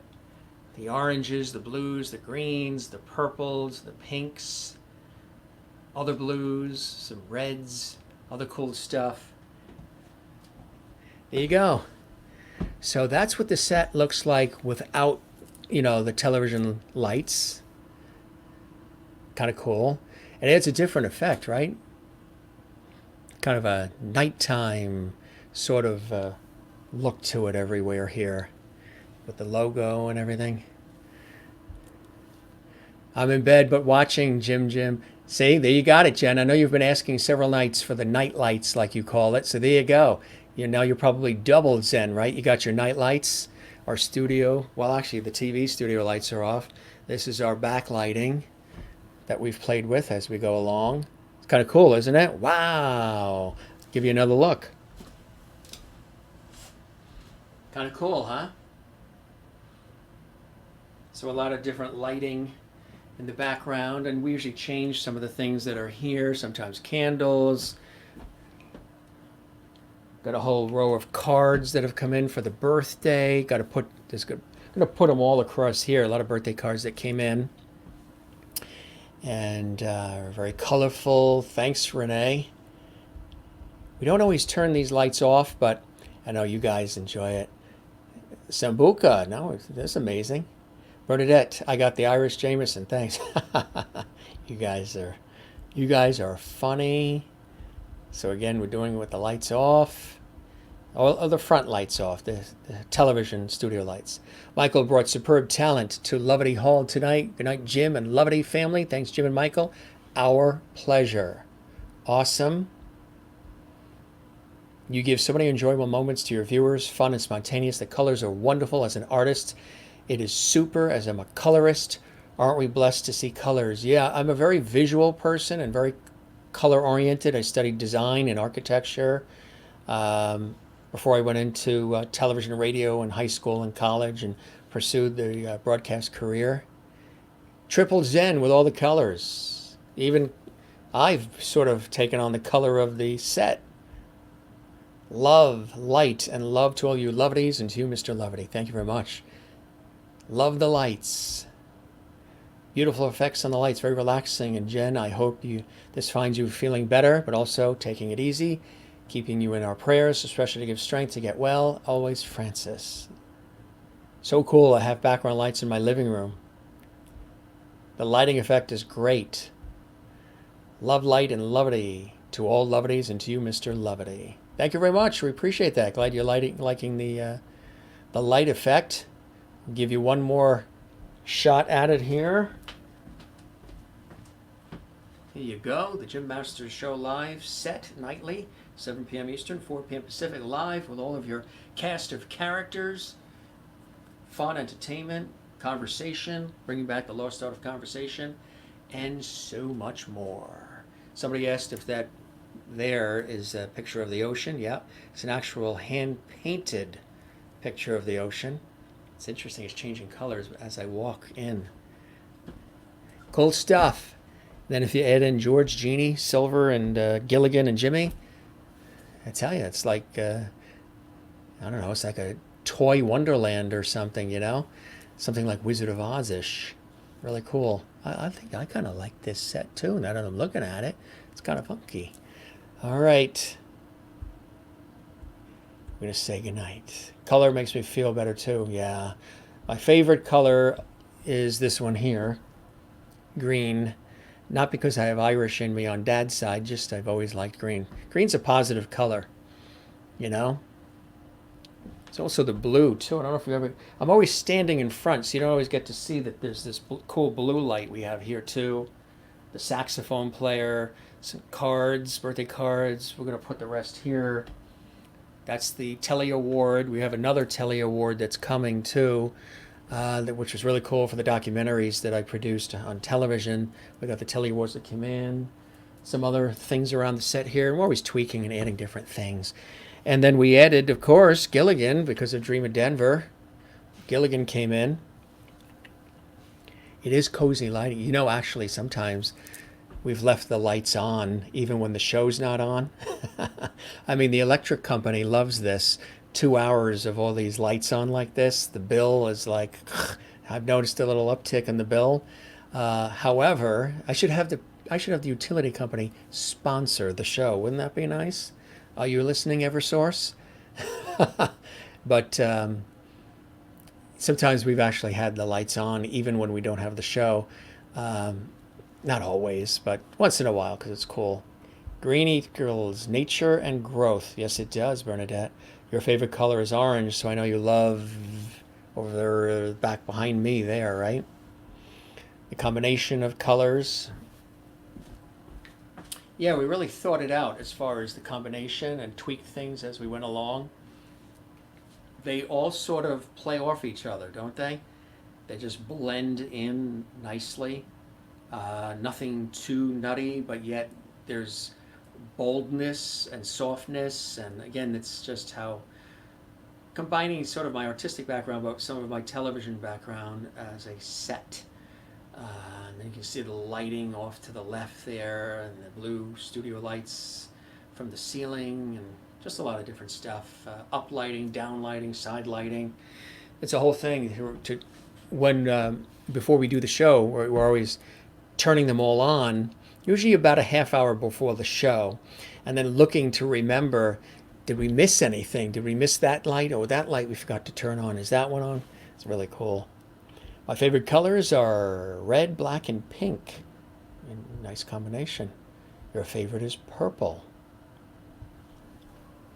That's actually darker than what it's appearing on the screen. That is like a darker purple, but right now it's looking more like a pink in the screen. But it really is like a darker, deeper purple, which is kind of cool. And then Carla in Brazil, she always likes that crystal turtle. She looks for the crystal turtle. She can even see when it's behind me, which is amazing. I love all the colors, and my favorite color is yellow and pink. Looks like a very fiery sunset, doesn't it? Yeah, that's exactly right. We're exuding fire. The orange-pink blend meet in the middle of the painting picture on the wall. It's really cool. It is amazing how that is. Now, of course, if I move, the lights sort of change a little bit. But you're right, Christine. There is that meeting of the orange. And if you look behind the monitor where it says Jim Masters Show Live, it almost looks like fire, doesn't it? The yellow glow that's bursting up from behind the monitor screen, the TV monitor screen there. You see like a burst of yellow coming up, and then it softens to the orange.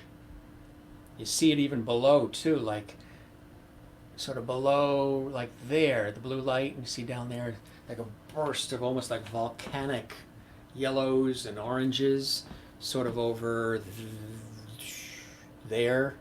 Look at that. Now if I come closer, it makes it even more like a boulder, and if I go away, there you go. That's what it looks like here to us. Cool stuff. And then it sort of blends in, like you say, it washes in with the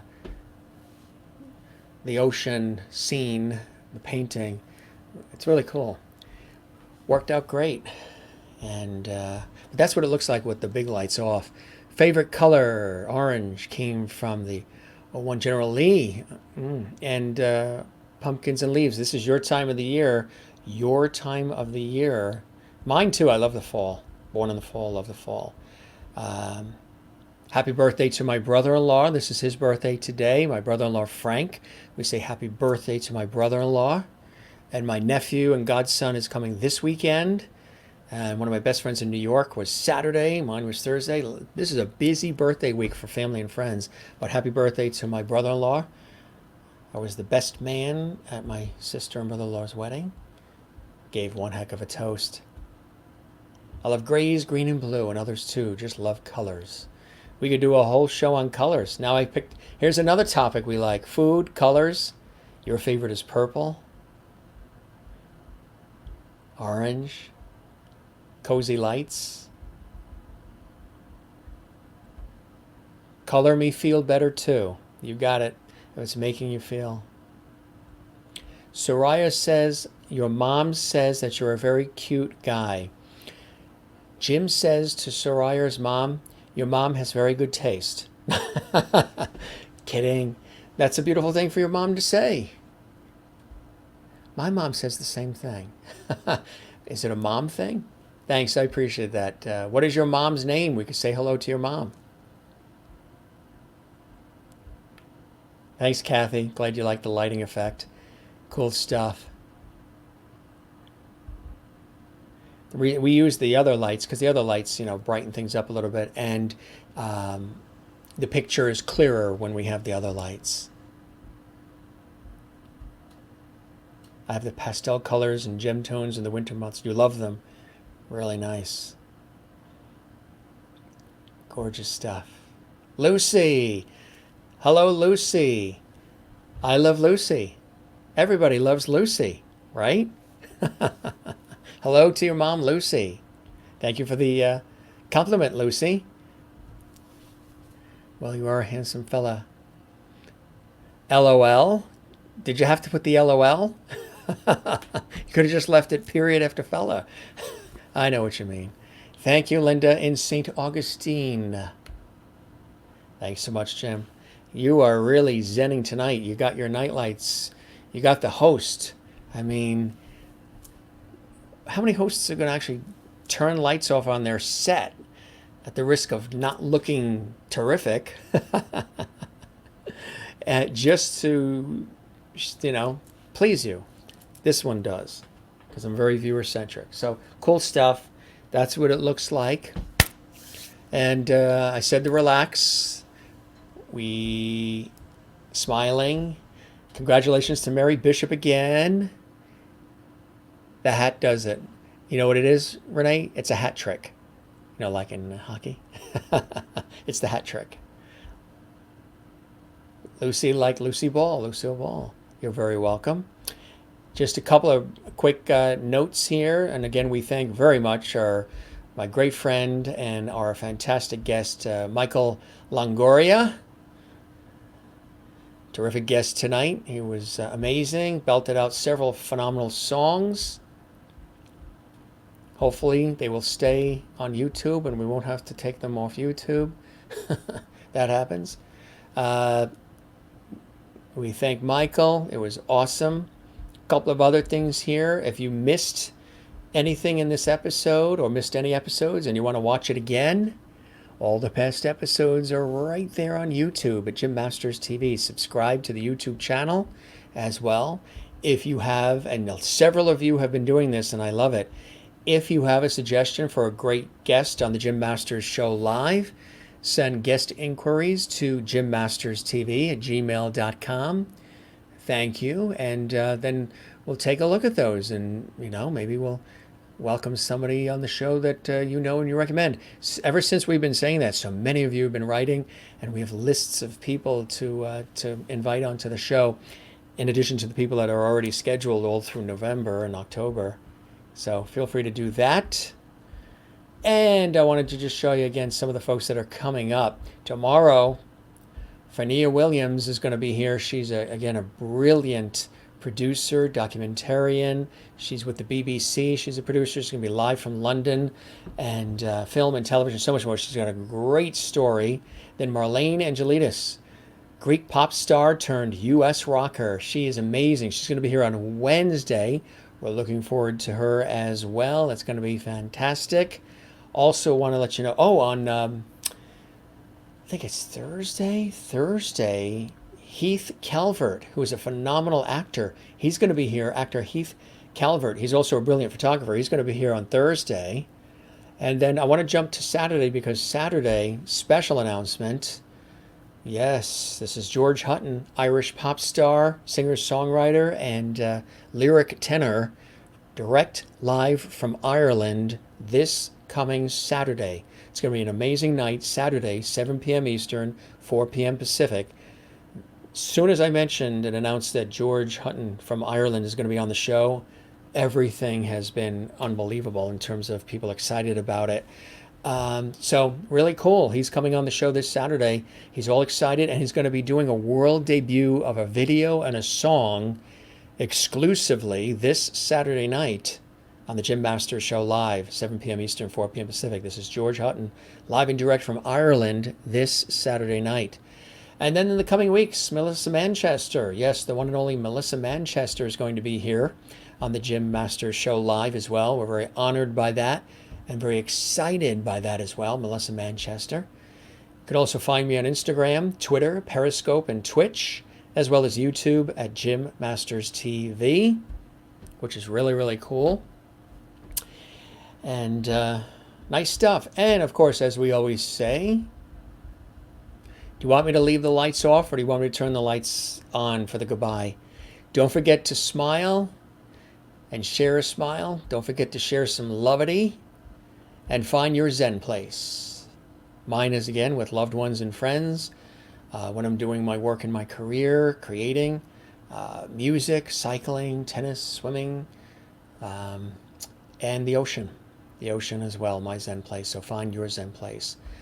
I guess I'll leave the lights off, right? We don't have to turn them on. The studio lights, we'll just leave them off. All right, gang, we're going to wrap up. Long show, 2 hours and 41 minutes. Wow. Yes, George Hutton is great. You already followed him. Good. He's here Saturday night. It's exclusive. Can't wait to see Melissa. Absolutely. This is very special of you, Jim. I think I thank you also. You're a very handsome guy, Jim. Thank you very much, especially when you get your haircut. We have to try and keep ourselves together during this time. I can't wait to get my haircut to style soon too. Yeah, I haven't had a cut since March. March. It's kind of cool. When I take the hat off, there's a lot of hair and it blows in the wind. My mom Googled your name and looked you up and read your profile. I told her about your show, what kind of show, and all the guests on your show. Got to go and make dinner for me. Bye. Thank you very much. I appreciate that. Indeed. Bye, everyone. Cool stuff. Cool stuff. Yes, we do actually have a Himalayan salt lamp. I actually went into a salt cave for one of the lifestyle travel TV series that I host. And I've hosted that for about 11 years, and it's aired on CBS affiliates, Fox affiliates. It's been on ABC, NBC, CW, a lot of different affiliates. And we went into a salt cave and did a whole feature TV shoot on a salt cave. That was really healing and really beautiful. Really, really nice. Linda loves the hat. Thank you very much. Thank you very much. This hat has traveled, that's for sure. It's traveled across the country. It went to Europe. Hi from Louisiana. Mona, Fan Guy Greer. Fantastic. Good to see you in Louisiana. Hope you guys are doing well since those hurricanes came your way. Jennifer says, I like your long hair. It's kind of cool. Well, what it is, for the longest time, I've wanted to grow it long for like years because, it's always shorter like that and other pictures that sometimes you've seen or I post. And, the last several months since doing the show, I haven't necessarily needed, with the radio shows and some other television work, I haven't needed to have it cut. Plus, with everything that's been going on. So this was the chance to be able to let it grow and just have fun with it, which is what we've been doing. And then eventually we'll get it trimmed up, with the holidays coming and everything and TV shoots happening with the 4 different shows that I host and then I'm a part of, separate even from this show every night. Bye, lovities. Lovely hugs to all. 2.5-hour goodbyes only on the Jim Masters Show live. All right. So we covered everything, right? We said relax. We did the smile. We did the Zen place. What else? Boy, there's so many elements to this show. Just saying goodbye. Let's see. If somebody's watching right now and just joined us, they think the lights burnt out or we're having a power failure or something. No, we're doing the night lights, Zen lights for everybody. No way. Never. Not here. Just let it blow and flow. Is that a song or something? We did the relax. We did the viewer of the week, Mary Bishop. We did the goodbyes. We did the preview of who's coming up. I think we got it all covered, gang. I think we got it all covered. So it's popsicle time. Gonna have a nice popsicle. Can't wait. You guys are whatever you do, keep it's amazing. I didn't always have this, and the last 2 years I've had it on and off, on and off. And based on, thank you, Juanita, I've had it on for various projects. A science and nature documentary that I was a part of wanted this look. So I changed my look a lot. I changed the look of everything a lot because of the work that I do. Plus I get bored too. I get very bored. All right, Claudia, bye and good night to everyone. Virtual hug, you got it. We Irish wave goodbye until we can't see ya. You got it. Cynthia making me smile. That's perfect. Good stuff. Good stuff. Love it. All right. That's about it, folks. You got everything we could possibly deliver to you tonight for one low price.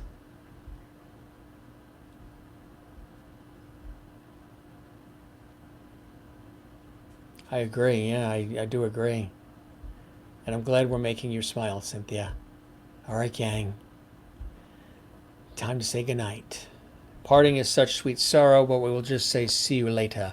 Your host, Jim Masters, thanking you for your time. This time till next time on the Jim Masters Show Live. Oh, I don't know what time, but they said tonight in the United States, you're going to be able to see the Northern Lights tonight. It might be happening right now, but the Northern Lights, you're actually, well, I guess this is our version of the Northern Lights because I am in the north and here's the lights. So if you look out your window and you don't see the Northern Lights tonight, you can look at all of this and say, I did see the Northern Lights, but I saw them on the Jim Master Show live. Actually, the Northern Lights we're supposed to be able to see tonight in the United States. You know, the beautiful Northern Lights that you usually see over Scandinavia? Tonight in the United States, we're supposed to be able to see them. So again, if you didn't see them or they're not happening when you look outside tonight, which we're going to do in just a second, we're going to go outside and look at them on the patio. You can tell everybody you did see the Northern Lights right here on the Jim Master Show live. And you saw them for a long time. Dancing to the music, night, virtual hugs and good night. Nice to meet you. We're here every night, 7 p.m. Eastern, 4 p.m. Pacific, right here. So you take care.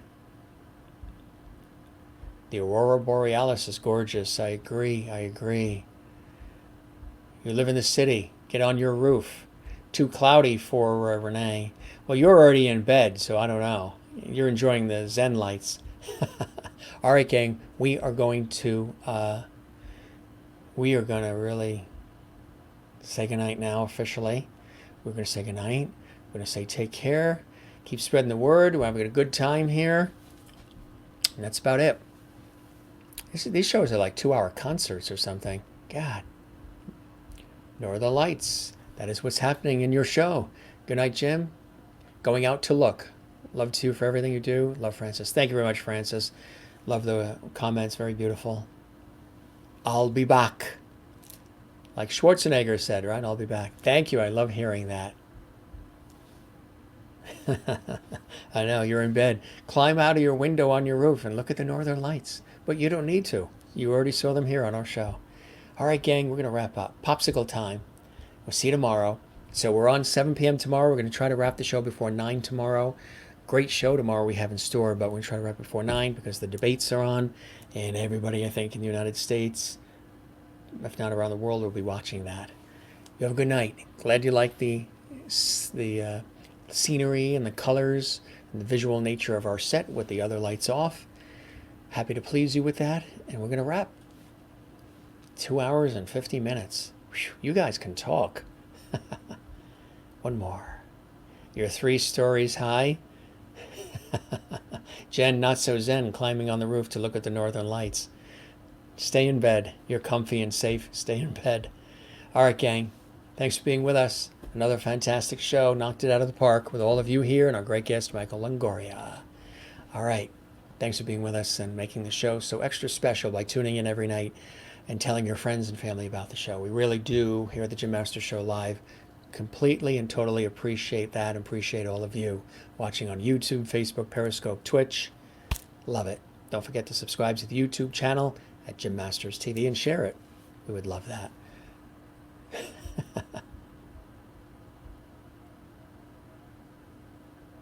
Thank you very much, Mona. I appreciate that. And you're in bed. Jen is zen in bed. Sounds good. All right. You have a good night now. Take care. Thanks for watching. And we'll be here tomorrow. Hope you are too. Bye-bye. See you tomorrow. And, oh, Jen, we're going to play the Jim Masters Singers and Orchestra closing music. You're in bed. Are you going to wiggle around in bed or are you going to jump out of the bed and start dancing? Because I know you always dance to our intro and outro music, Jennifer Barry in Allentown, Pennsylvania. So, thank you, Claudia. Right back at you. We love you too. Good night. Good night. All right, gang. We're going to sign off. Jen, get ready. The Jim Masters Singers and Orchestra. You guys ready? You queued up? All right. They're all queued up. Here comes your theme music, Jen. You're going to wiggle in the bed. You're going to wiggle in the bed as the music is playing, our positive theme music to the Jim Masters Show. All right, Jen, here it comes. Start wiggling. Just don't bump into Ken. See you guys. Love you guys. See you tomorrow. Bye-bye.